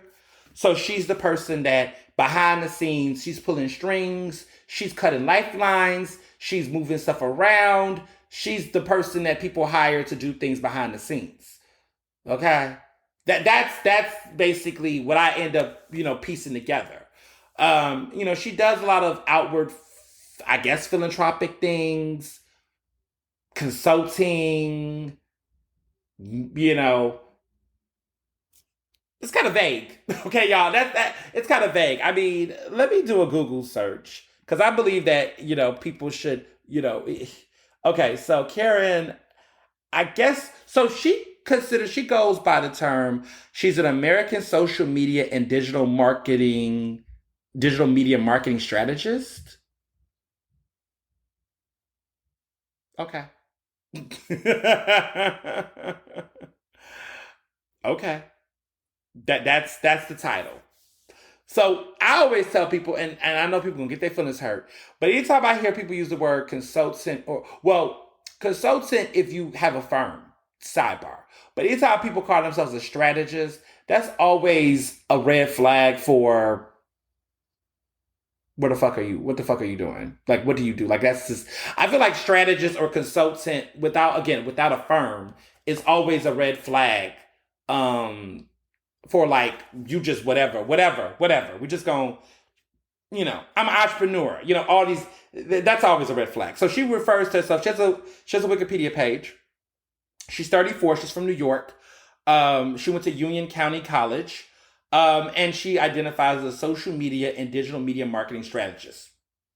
She apparently was famous for creating that website, Wheezy Thank You, which was a website for Lil Wayne where he published letters to his fans while he was incarcerated at Rikers Island. So that was a while back. And I do remember a little bit about that. She kind of got popular. She kind of did some competitions, and developed fan sites, websites for people like the Backstreet Boys, apparently. She has helped do a lot of stuff. She went to community college, but then she left to do an internship with Hot 97 with DJ Funk Master Flex. This was back in 2002. She was a staff assistant. She's kind of worked her way through. She did some e-commerce for the diplomats, apparently, according to her Wikipedia page. She went to, creating websites. She went to a record label. 2008, she created KarenCivil.com, and she had a marketing agency. And I began to hear about her when I started college. And so in 2010, she started really working with Lil Wayne, and that's when I began to hear a little bit about her. And then she became this motivational speaker. And she, in 2015, she had a book, a self-help book, and y'all following the trend here where this is going. But she was doing motivational speaking. She, hung out with different people, did some music producing a little bit, did some stuff with some other people in the industry, and then the big thing for her was that she spoke as a host for Hillary Clinton, doing sponsored Democratic rallies. It was a bunch of news about her. But see, in 2016, BuzzFeed had found some tea on her that while she was out here doing stuff for Hillary Clinton, she had used anti-gay and anti-Jewish slurs. And basically, the campaign responded by saying they had no control over the speech of non-campaign staff. So she was a surrogate, but she wasn't staff for Hillary. But that was a big old deal about her. She created more nonprofits. She was known for collaborating with Nipsey Hussle, apparently. She did some work with Nicki Minaj, which led to some people questioning some things about her. But she's kind of built her name around this. And, people have called her a social influencer and all these buzz titles. So I knew about her when I started college at the University of Pennsylvania when I was an undergrad. And, I was, like, this is interesting. I didn't really know. I mean, she's 34, so we're not too far apart in age. But I was just like, okay, I see her out here doing her thing. I didn't, again, know who she was, but I just saw a lot of that, very, everybody kind of models themselves after Oprah. Like, I love Oprah, of course. But I felt like she was definitely trying to be that, motivational person, whatever. But again, lacking a lot of the refinement and the classical training that would steer people out of trouble. But recently, she's come into a lot of trouble because rappers like Cameron and others have been basically saying that she's somebody who puts out a lot of, she talks big talk, but she doesn't walk the walk. And so there was a rapper who said that basically he paid her $60,000 and she didn't deliver on what she was supposed to do. And she promised to do things that she hadn't done. And there's other people like a woman named Jessie Wu, who is an influencer, and who said that she did some very intimidating tactics with lawyers and things to intimidate her, and basically she didn't get money that she had put out there. It was a lot of allegations and stuff. So people really, really began to share their I too have been a victim of Karen Civil's behavior, and my entry into all of this and what I would say that I knew, because she also had a situation with a guy named Jason Lee, who, of course, is the creator and the founder of Hollywood Unlocked, which Jason Lee has his own problems and they can be found on Google. And I'm not crazy about him in the same way. But what really, stuck with a lot of people is that she had admitted to paying a hacker to take down Jason Lee's site. And that became a whole, like, wait a minute, you're paying people out here, you're bragging, you're acting like you're Olivia Pope, you taking down people's sites, and, you're paying for hackers to do it. And Jason Lee said that he spoke to the hacker. And this is the kind, because of a story apparently that he published about one of her clients. And we don't know who the client is, at least I don't know who the client is, but she basically got the site taken down. And apparently there was some feuding between them privately, and she admitted to doing it. And it just was crazy.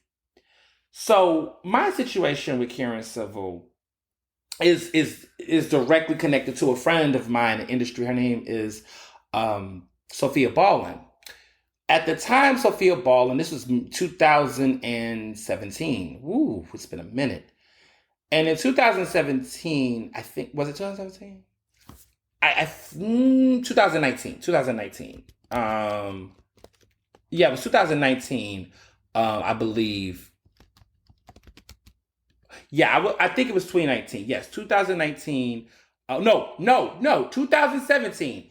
Back it up. It was 2017. Wow, it was 2017. Okay, keeping up with everything. 2017, wow, time goes by fast. Powerhouse is a concert in Philadelphia that was a big, huge concert in Philly. Powerhouse was great, all these great performers. Offset proposed to Cardi B at Powerhouse in 2017. This was in the fall. He got on his knees, proposed to her, yada, yada, yada. Sophia Ballin, who is this journalist, she like pretty much broke it because she got the direct camera footage on her phone and she shared it on social media. Her tweet went viral. She had the footage directly. And she shared it on social media, and everybody was like, like, wow, she broke this story, she broke this news, and she had it, in real time, which was awesome. Karen Civil, who has had a reputation of doing this, she took this footage off of Sophia's page and she put it on her Twitter page and she gave her followers the impression that she was the one who was there and she saw it and everything. Didn't cite Sophia. And let me back this up why this is messy. Karen Civil follows Sophia Ballin because Sophia knew Karen, interviewed her, and Karen, they done interviews. They knew each other. And she followed her on social media. So it wasn't like this was a random, I saw something and I shared it kind of thing. No, she saw this. She knew her. So she takes this, she puts this on, her Twitter account. She takes the footage, shares it, and then acts like it's her footage and just pretty much does this whole, Cardi proposed to, Offset proposed to Cardi. It's wild here, whatever. And just her followers are engaged. They're thinking that Karen is the one that was there and did it. And it was like, no, that's Sophia's work. And as a journalist, stealing people's stuff like that, doing stuff like that, that's just not cool, cite people, retweet people, at least something, and she did this to her. So I got in there because at the time, I don't think Sophia was verified yet. I was verified and I just thought it was messed up. So I jumped in, of course. It was like, hey, Karen is wrong for this. Like, how's she taking her work? And a lot of people was defending Sophia too. And I was definitely a loud voice. I was like, look at her taking this woman's work. Like, that's messed up. Sophia is from Philly. Like, this is not right. So other people was retweeting me, sharing it, trying to get in the comments. Karen blocked all of us. She blocked me. She blocked other folks in Philadelphia that was trying to hold her accountable, just tell her, hey, that's not right. So I think she took the post down. But then she, with her shady self, shared another video clip from somebody else on her Instagram story and said, I wanted to share better footage, more close-up footage, which was a shot at Sophia. Being shady, trying to be messy, trying to throw, salt on the wound. So that showed me what kind of person Karen was. Karen Civil was. Very uncivil. But that's what showed me what kind of person she was. And every time I tried to, contact her, not for this, but when this all went down and I was just trying to get into the Clubhouse room, because who'd have thought Clubhouse, I have thoughts about Clubhouse, but y'all already know. When I got on Clubhouse and she was there trying to speak her piece, it was interesting because she never wanted to have a direct interaction with me because she knew what I was going to say. And people who was listening noticed that every time I would come into a Clubhouse room and we could have this conversation, she would always have to get off or leave because she knew what she did. And I'm in a position where I'm grateful that I have a following and I have a mic and I'm able to not get shut out. And so Sophia shared her thread and talked about what had happened and shared her story. And I retweeted it on my page so that people can know what was happening behind the scenes because so much had happened and it was very upsetting. So it was just good to see that one, those tweets that I had about Karen was resurfaced and I never deleted them.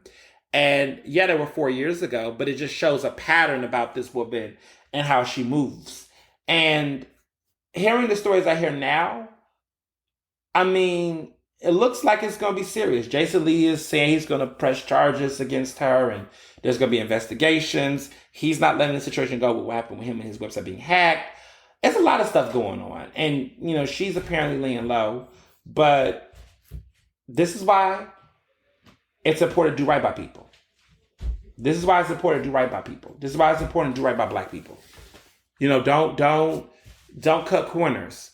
Don't facade. Don't fake people. Don't do that kind of stuff because you just never know where people are going to end up in life, how they're going to, there's a lot of people in the industry right now that see me being successful and growing and they're like, damn, I didn't know that motherfucker was gone. Like, God damn. Like, they have to now acknowledge my presence in the room. They have to now see me coming, and they have to now deal with the realities of what they probably did once upon a time. But I mean, I'm not obviously someone who wants to seek revenge. I'm not into all that. But I am someone that if somebody did do something, that I feel like was relevant to whatever the conversation is or was, it's important in context. Not everything. I think some people do this thing where they just, any little thing. This person saw me at a party, looked at me funny, or they remember something, or they try to misinterpret something, and they're like, oh, this person, when I went to a party with them, they were mean to me, or this person dated my ex, or this person, that kind of stuff. I think is that's like, some stuff is just like, okay, you're just trying to, this is like, come on, right? But then I believe there are some situations where if there was a situation in business and people were grown, and it wasn't anything like that. Like, I'm one of those people that, like, I am not big on, and I've seen this happen in certain situations where folks are like, oh, I went to college with this person 10 years ago, and, they were mean to me and this, that, and the third. It's like, well, if a person was fucking 18 years old, 19 years old, like, and they were mean to you, or they didn't like you, or whatever the case was, please. Like, I'll tell you, for example, with me, that, something that's come up before is that, like, when I was like 18 at Penn, I, dated and things like that. And one of the things that would happen in cases, and a lot of other queer folks that I know, would be in situations where there would be people that they would date, and these guys were on the DL, and they were, not out. And, people would tell their friends, and they'll say, hey, I talked to this person, this person is, saying one thing but doing another. And sometimes people disclose it. Now, we didn't know what outing was in that kind of way, but oftentimes it was a response when a person would do something violent to you. Like, they would, call you the F word, the other F word, not the F, not fuck, but the other F word, right? They would call you that, or, basically call you a faggot, or say, that word, right? Say that to you, and try to play you in public or something. And so then you just be like, wow, so this person is going to be this big old hypocrite, and they're going to be so disrespectful. Well, that's not what you were saying to me last night. So those things happened in college.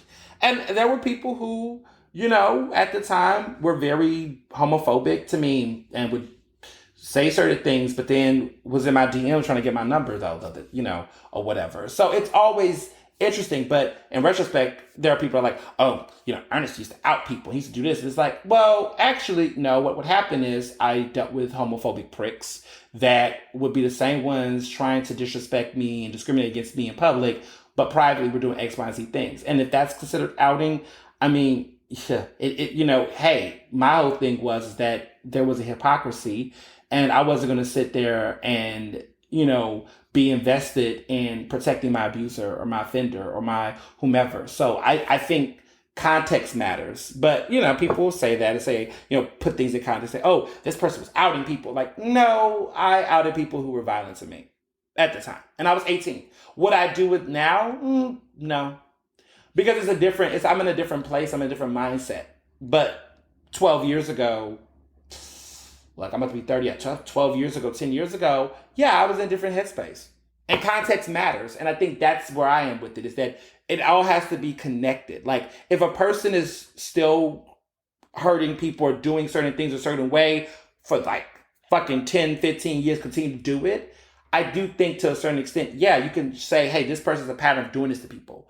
But if a person had a situation like something that's like, not murder or anything like that, not, anything like that, or, rape or anything like that, but situations like things that they said or did or how they viewed the world, I think that there is a space for grace and understanding and context.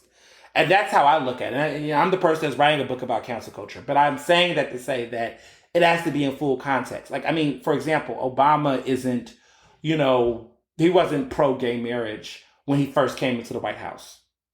But then, once he got elected, I mean, he became one of the most influential presidents we had that pushed the agenda to liberate and create opportunities and marriage equality and things like that for the community. So people can evolve on particular issues and topics. And so I do hold that space.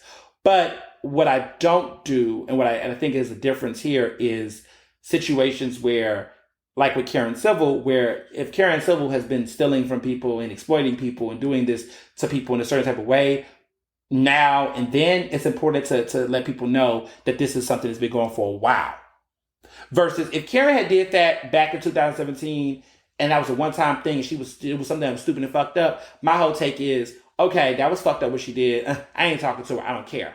But to hear that she's still doing these type of things, it's like, okay, yeah, then I need to come forward and say, hey, this is the thing this person's been doing. It's not a one-off. It's not an isolated incident. It's not something that is, hey, who they were when they started their career, but not who they are today. I think there's a difference. And I think sometimes people lose context of that. At least that's how I come at people. Everybody, some people just like to just put stuff out and just be funny and be petty. And I'm like, that's reckless. I'm the kind of person where it's like, it has to be connected holistically. It can't just be falling from the sky. It just can't be intentionally malicious.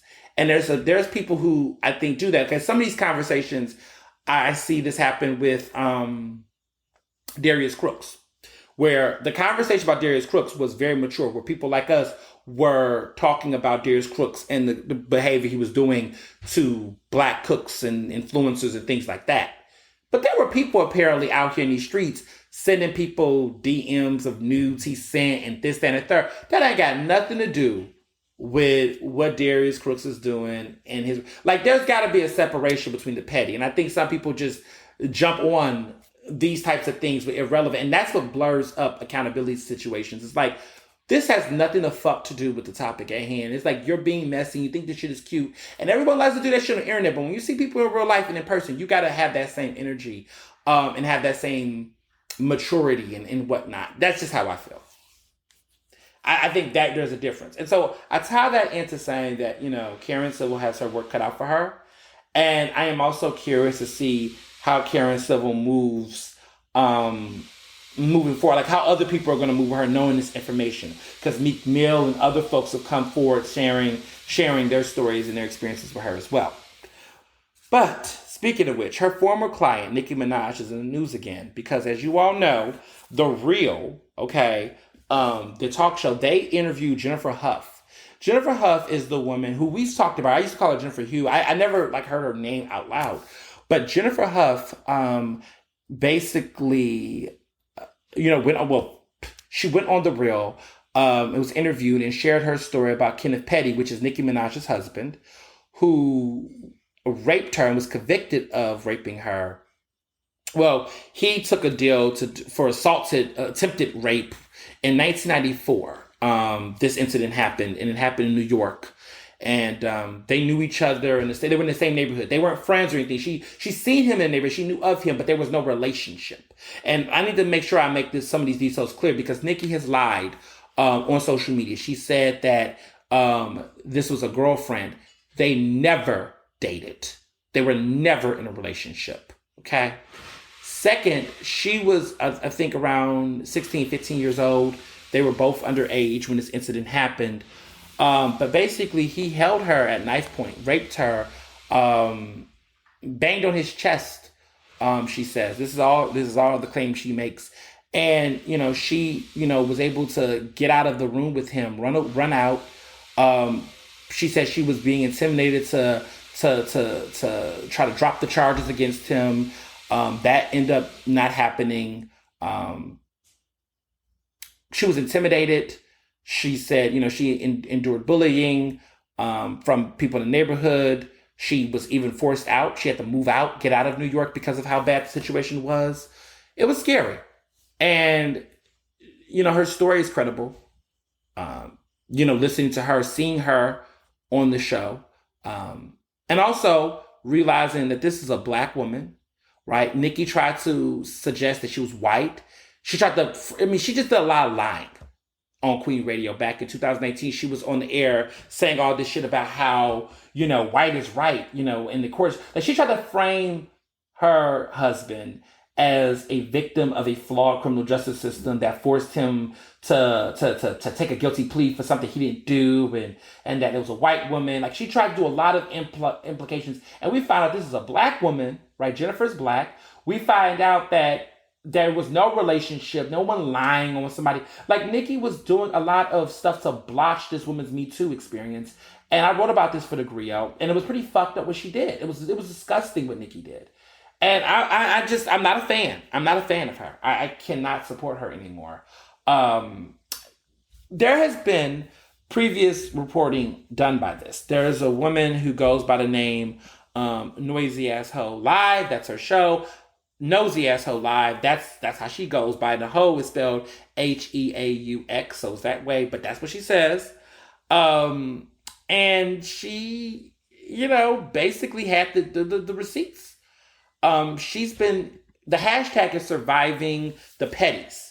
And she's been on Twitter. She's been on YouTube. Nicki has sent her legal letters to get her to be silent about this. She's had her YouTube channels taken off. She's had her, some of her other stuff taken off the internet. But she's been, for many years, interviewing Jennifer Hough and, putting this out there before mainstream media said anything. She got interviewed in that Daily Beast story I talked about a couple of weeks ago about this plan. Because Jennifer Hough is now suing Nicki and Kenneth Petty for intimidation in a civil suit. So this is not criminal charge, this is a civil suit. She's suing them. She just wants to be left alone. She said that she alleges that there was a $500,000 bribe from Nicki, allegedly.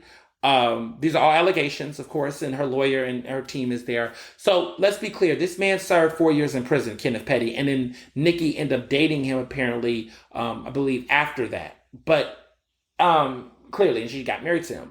But he served a lengthy prison sentence. He is a registered sex offender, and he's been getting in trouble, like even in California where they live, where he is trying to not... He failed to register as a sex offender in California, so he's been getting in trouble. But he's a sex offender. He's convicted. He served time. He's a registered sex offender. And the fact that he's trying not to, be held accountable for those things in that type of way, it's like, come on, sir. So it's a lot of bullshit. It's a lot of bullshit. And it's wild. So one of the things that has really happened recently that really has just gotten me pissed off is that, Nicki is going pretty much radio silent about a lot of this. And I remember saying on my podcast last week, I said last week on my podcast, I was like, Nicki's doing a lot of stuff around this pandemic. I think she's trying to cover this up. So that means to me now that The Real did the show, they contacted Nicki. They contacted Nicki about the show. Like Nicki knew this show was coming. This episode was coming. She didn't tell us that. The Real kept it to the chest. But they've been planning to do this show for a while. She knew this was coming. And I think that her antics was trying to botch and cover it up. And I wonder if that Real episode was supposed to air last week during the Met Gala, and Nicki was trying so hard to shift the narrative around everything to cover up this episode, but then they put it out this week, and so she's been quiet on it. And I mean, she knew it was coming, and I knew it was coming. I tweeted, but I said, this is suspicious behavior. I have a feeling she's trying to just deflect attention. But this week, everybody's talking about Jennifer Hough.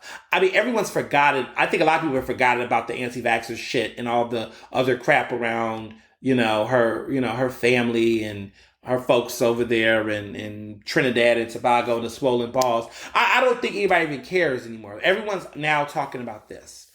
And I'm just disappointed.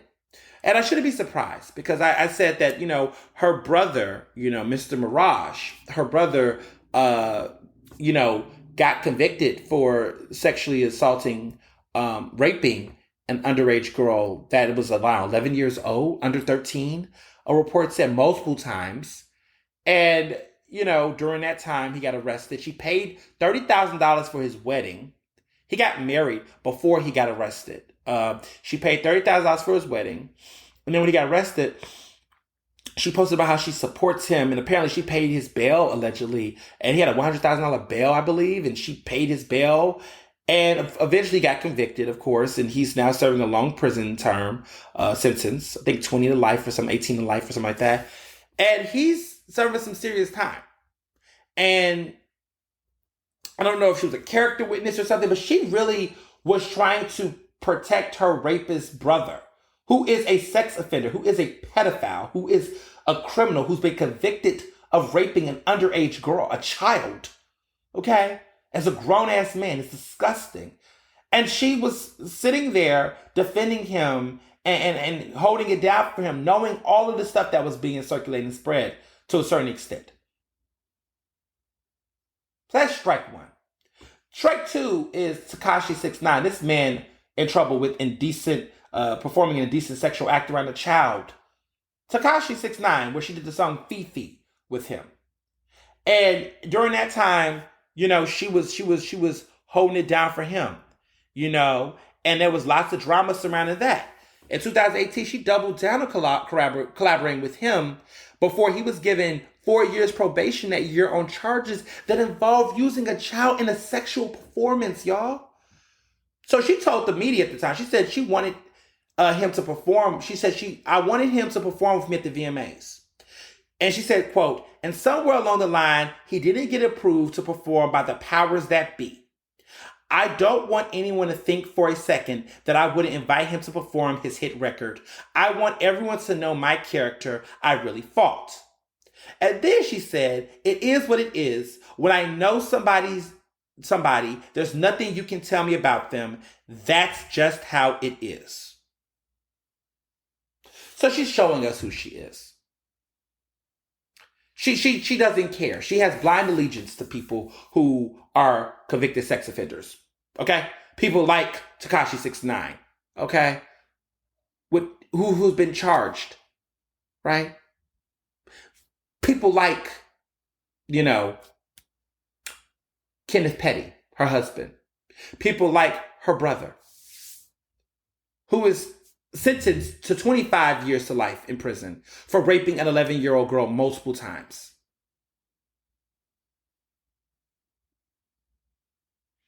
Her brother's name is Jelani Mirage, and this is her older brother. And it's just sad. It's sad. It's a disappointment that we see, regardless of gender, but in this case, women who are going to stand by trash.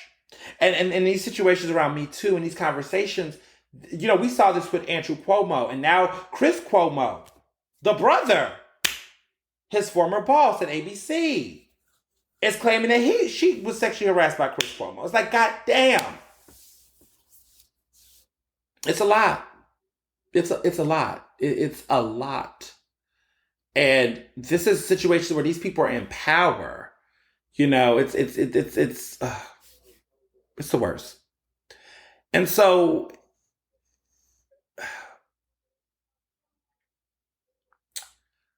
I had an interesting conversation with a man named Corey. And this is details that have, come my way. This is all from him. Allegedly, I have to say that on my show. But I spoke to this man named Corey. And Corey was an ex-best friend of Kenneth Petty. He was a close friend of Kenneth Petty. And they grew up together in Queens. And, I got a chance to interview him and ask him questions this week. Because he apologized to Jennifer Hough. He admits that during that time, he was one of the people that was intimidating her and harassing her in defense of Kenneth, who at that time was being, charged and going through the legal process, that he was one of the people that was harassing and intimidating her. He was 14 years old at the time. They were all 14, 15, 16 or whatever. They knew Nicki Minaj growing up. All these people knew each other. Nicki was in the neighborhood. They all grew up together. Nicki knows this man Corey. Corey knows Nicki, knows Kenneth. Everybody knows each other. And apparently Nicki has always wanted to be with this man, even in the midst of what happened to him. And it's just a weird, like how your past and it's just so weird. But they all knew each other growing up. So this is not like she found this random man. She's had a connection to Kenneth before her celebrity. And for whatever reason, it's something about this man that she's wanted. And it's clear that in spite of all his controversies, she just had the connection to him. So Corey tells this story to me and to others, and I interviewed him. And he said to me that during that time, he was 14, and he regrets the decision that harassed Jennifer Hough at the time. He said he did it because at the time, Kenneth was his best friend. He was loyal to his best friend. And he didn't believe that his friend would do it. And you got to remember what time we were. This is 1990s, all of that. He doesn't think it's excusable, but he was young. And he blindly supported his friend. And he has since spoken to Jennifer Hough, and he has apologized to her, and has definitely has have had conversations with her in the past. That was clarity that I did get because I was always curious about that. A lot of people asked, would he be involved in a criminal justice system, her case, her lawsuit? He said that he has other ways that he plans to help support her, and he shared that. I couldn't get into details and specifics from him about what that means, but that's what he was willing to say. He said that his falling out with Kenneth was that he said that apparently they used to go out and, Kenneth apparently had a thing, allegedly, according to Corey, that he had a thing for younger girls, and that even his stepsister, who was also super young, Kenneth had an interest in her, and that the parents, his mother, recognized there was some funny business going on between the sister and Kenneth, and basically because they were both grown men, when they were older at that time, she told them they couldn't be hanging out, they need to go out or whatever.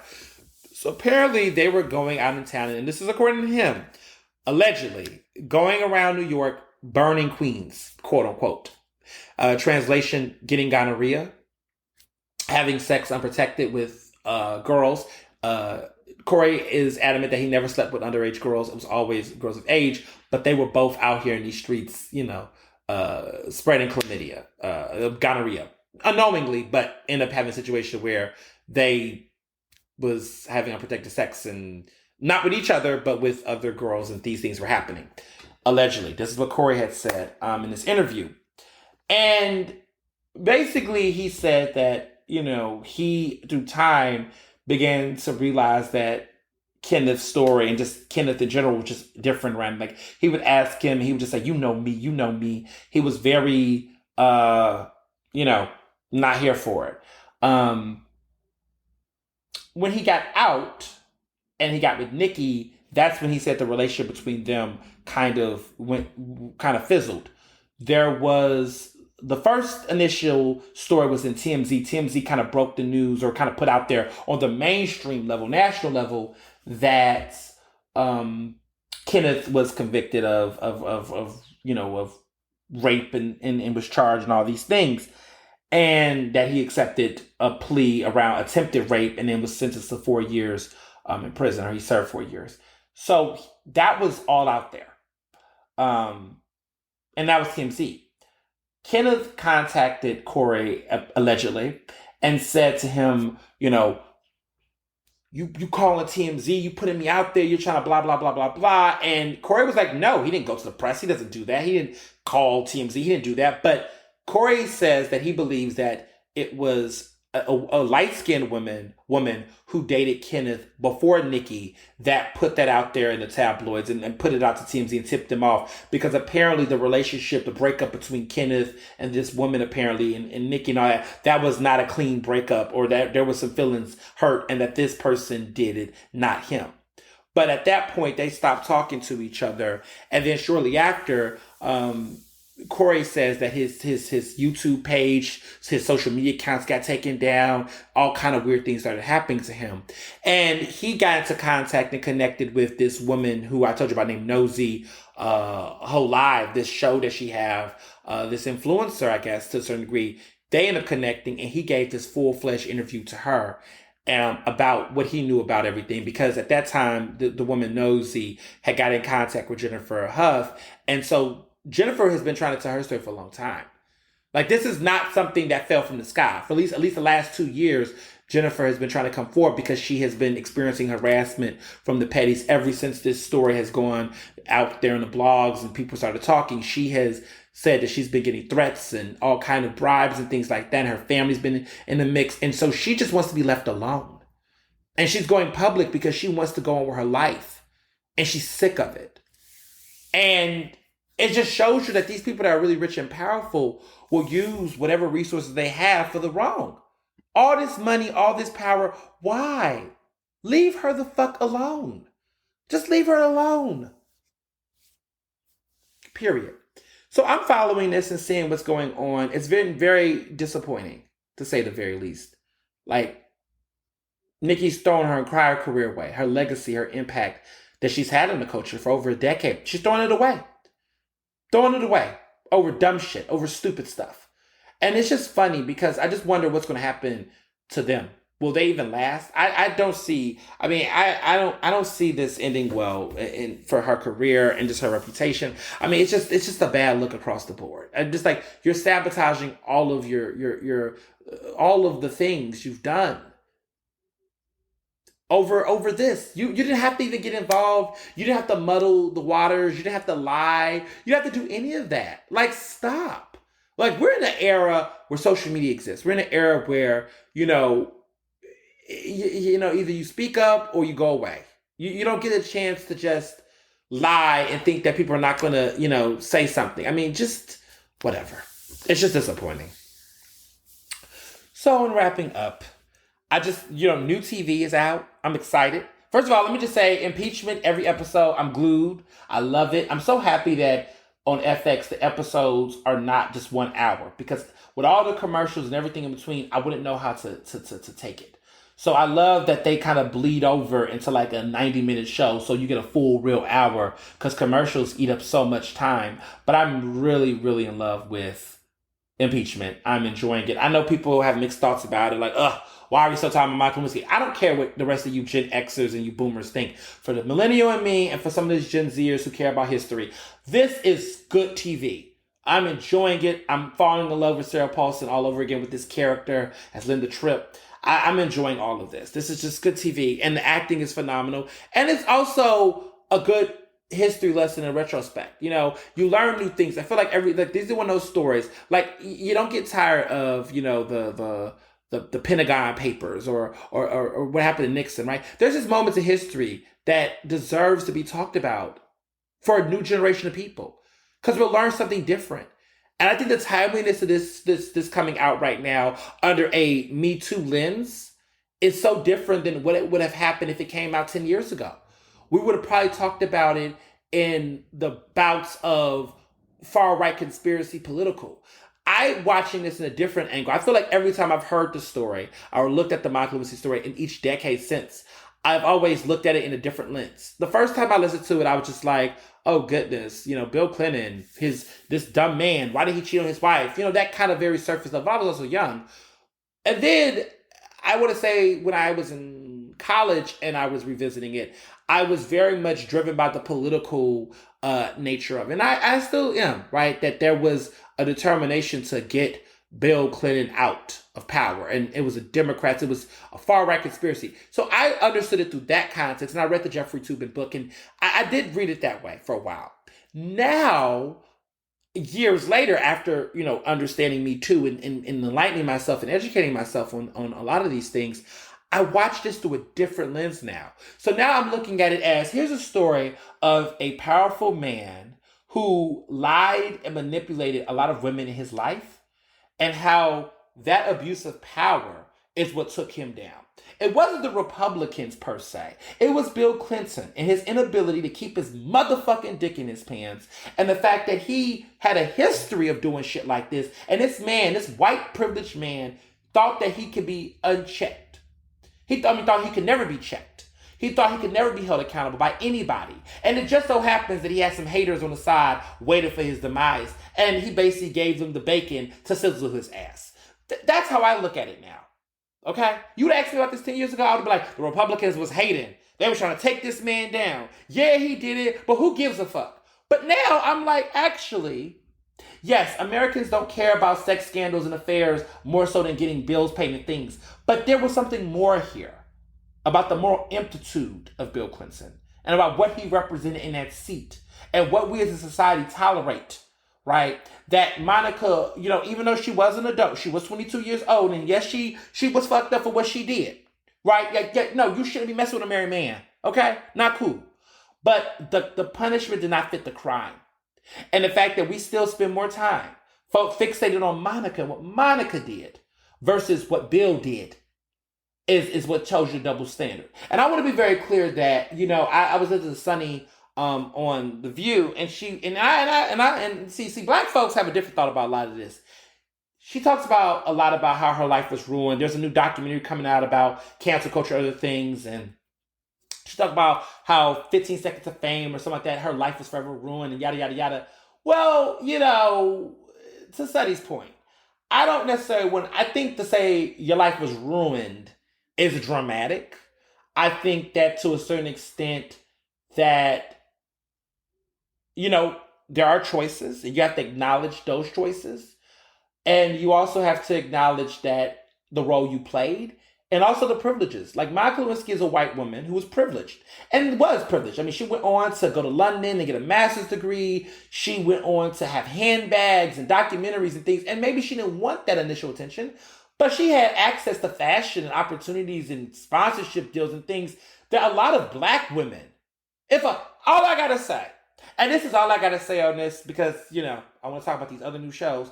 But if a black woman, young black woman, got in an affair with Barack Obama, would she be able to have a handbag line? Would she have been able to go to a master's program internationally and be able to make something of herself in that kind of way? Would we be having the same conversation? And I bet you 9 times out of 10, Obama would have been convicted and not just impeached. He would have been impeached and it would have been a conviction and he would have been up out of that White House, okay? That's all I gotta say. That's privilege. So I just really think, yes, Monica definitely did get a lot of unfair levels of scrutiny. But she deserved some scrutiny. And Bill definitely deserved more scrutiny. But she did deserve some scrutiny. And at the end of the day, come on now. That's all I got to say. I just think there's a lot of revisionist history across the board. And I empathize for a lot of the unnecessary harm that came to Monica. But at the same time, I just think Monica, I'm just don't be in a position where you want to completely act like, oh, all of these things, my life was this and this, and it was hard for me. You ain't never been starving a day in your life.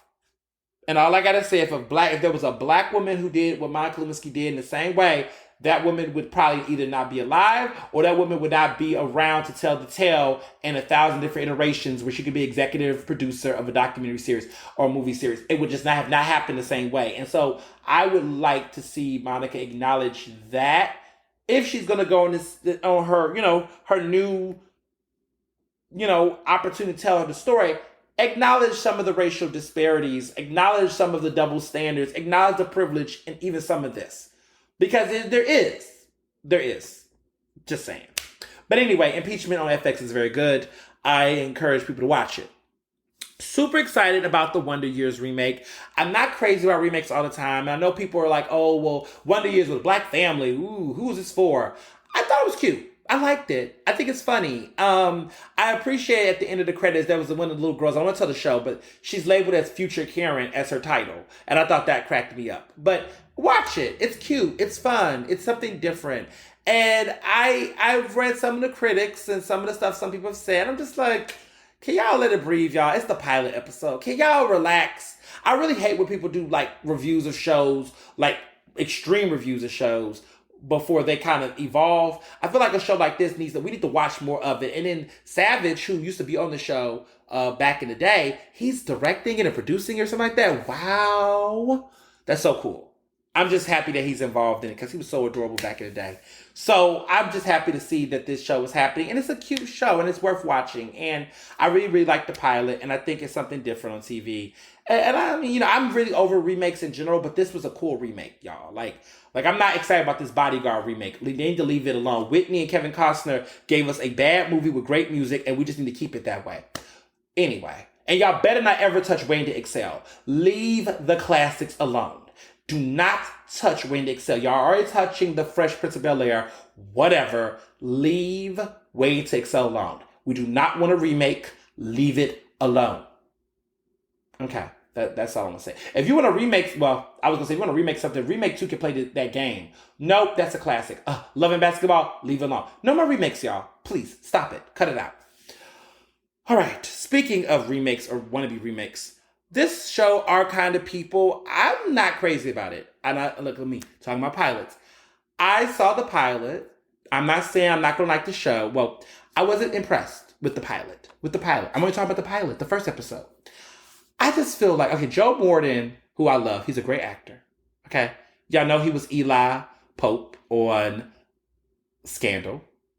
And he's basically playing the same character on this show, except with the same monologues. And I love that, though. But it's just like, I like him, though. But he's an Emmy-winning actor. But I'm like, the show, I don't know. It's giving me Inkwell, Oak Bluffs, the most elitist black folks. Debbie Morgan's on it from East Bayou, who's an incredible actress. I want to like it, but I feel like it's a little cheesy. Morris Chestnut's in it. I don't know. The acting isn't that great. It's not by Tyler Perry, but it gives me a little bit, it's like Tyler Perry, but with a premium package. It just seems, I don't know. It's like if Empire had a bastard stepchild in Martha's Vineyard, this would be that show. I don't know. I just feel like it's too much going on. There's a part of me that feels like I cannot commit myself to religiously watching this show every week. So what I'm going to do is I'm going to just not watch it for several weeks. And then I'm going to just binge watch it all together or like right before the finale or something like that. I feel like it's one of those shows. I don't know if y'all do this on TV, but there's some shows where you watch it, you're like, you know what? This show does not feel enticing enough to me to drop everything and watch it religiously every week. Like, Impeachment does that for me. Like, I'm going to watch this show every fucking week. Queen Sugar, I have to watch every week. My Love and Hip Hops, you know how I am about that. Bias as fuck. I gotta watch it every week. But some shows, and in Wonder Years, I'm gonna see Wonder Years. I might, maybe, watch it. It won't be what I'll watch immediately the day of, but like, I'm gonna catch up on it every Saturday, I feel like. It's gonna be a show like, okay, Saturday, Sunday, catch up on my shows. That's gonna be a show I'm gonna catch up on. But the rest of these shows, some of this, I'm like, you know what? Let me see if it makes it to a season. Because there's a lot of shows you could get emotionally invested in, and then they get canceled mid-season, or they get canceled after the first season because the ratings weren't higher, it wasn't that good, or people was over it. I don't know what the verdict is on this show. I'm not convinced this show will make it to a second season, or it might get a second season, but it's not gonna make a third season. I just feel like it's too much going on. I don't know. I just feel like it's also past its prime. A show like this should have came out about a year ago or 2 years ago, or right after Empire, right before Empire was wrapping up. They should have followed with this show. This show's a little too late, in my opinion. It's coming off of a cliff. And I remember there was another show that was out with the actress Samantha from Sex and the City, the one who played Samantha on Fox, and it was supposed to be this big old show, and then it got canceled, and got killed. So there's a lot of shows that's come out that just didn't have the life. And so sometimes I have to be very selective about what shows, I'm crazy about, whatever. Definitely excited about the movies coming out. The Tragedy of Macbeth, okay, with Frances McDormand and Denzel Washington, okay. Woo! It's coming out Christmas. Be out streaming January on Apple. All I gotta say is I'm looking forward to that movie. Everybody's in it. And I'm seeing Oscar buzz. Denzel Washington, Frances McDormand. Okay. Joe Cohen is doing his first movie without his brother, Ethan Cohen, which you all know Frances McDormand is married to one of the Cohen brothers. So it's interesting, y'all. It's getting juicy. I'm excited. Denzel coming with that heat. Third Oscar. He's telling Jack Nicholson and Daniel Day-Lewis, y'all got 3 Oscars. I want mine. Okay? And he deserves. So I'm excited. And speaking about being excited before I wrap up, because I do love to leave y'all on cliffhanger slightly. So I was in New York City this week. You all saw me. Y'all saw some of the pictures. I kind of crept in and didn't tell anybody I was going to go. I just was like, hey, I'm in New York. And everybody was like, oh shit, he's in New York. What the fuck? What's going on? And I had some business. And so, what I can say is documentaries, they're coming. That's all I can say for now. But documentaries, they're coming soon, very soon. And that's all I can say. So, that's everything. Hope you all have a great Libra season. It's finally here. I'm excited about it. October 12th, turning 30. October 16th, getting married. All of these great things coming in the fall. October weddings, fall, Libra season, all the fall, everything. Get a flu shot. And until then, be best. Earnestly Speaking is recorded in Philadelphia, Pennsylvania, and can be found on Apple Podcasts, Google Podcasts, Spotify, and SoundCloud. To stay up to date with the latest on the show, follow me on Facebook, Twitter, and Instagram at Mr. Ernest Owens. Use the hashtag Earnestly Speaking to tell me what you thought about this episode, and check out my website at ernestowens.com.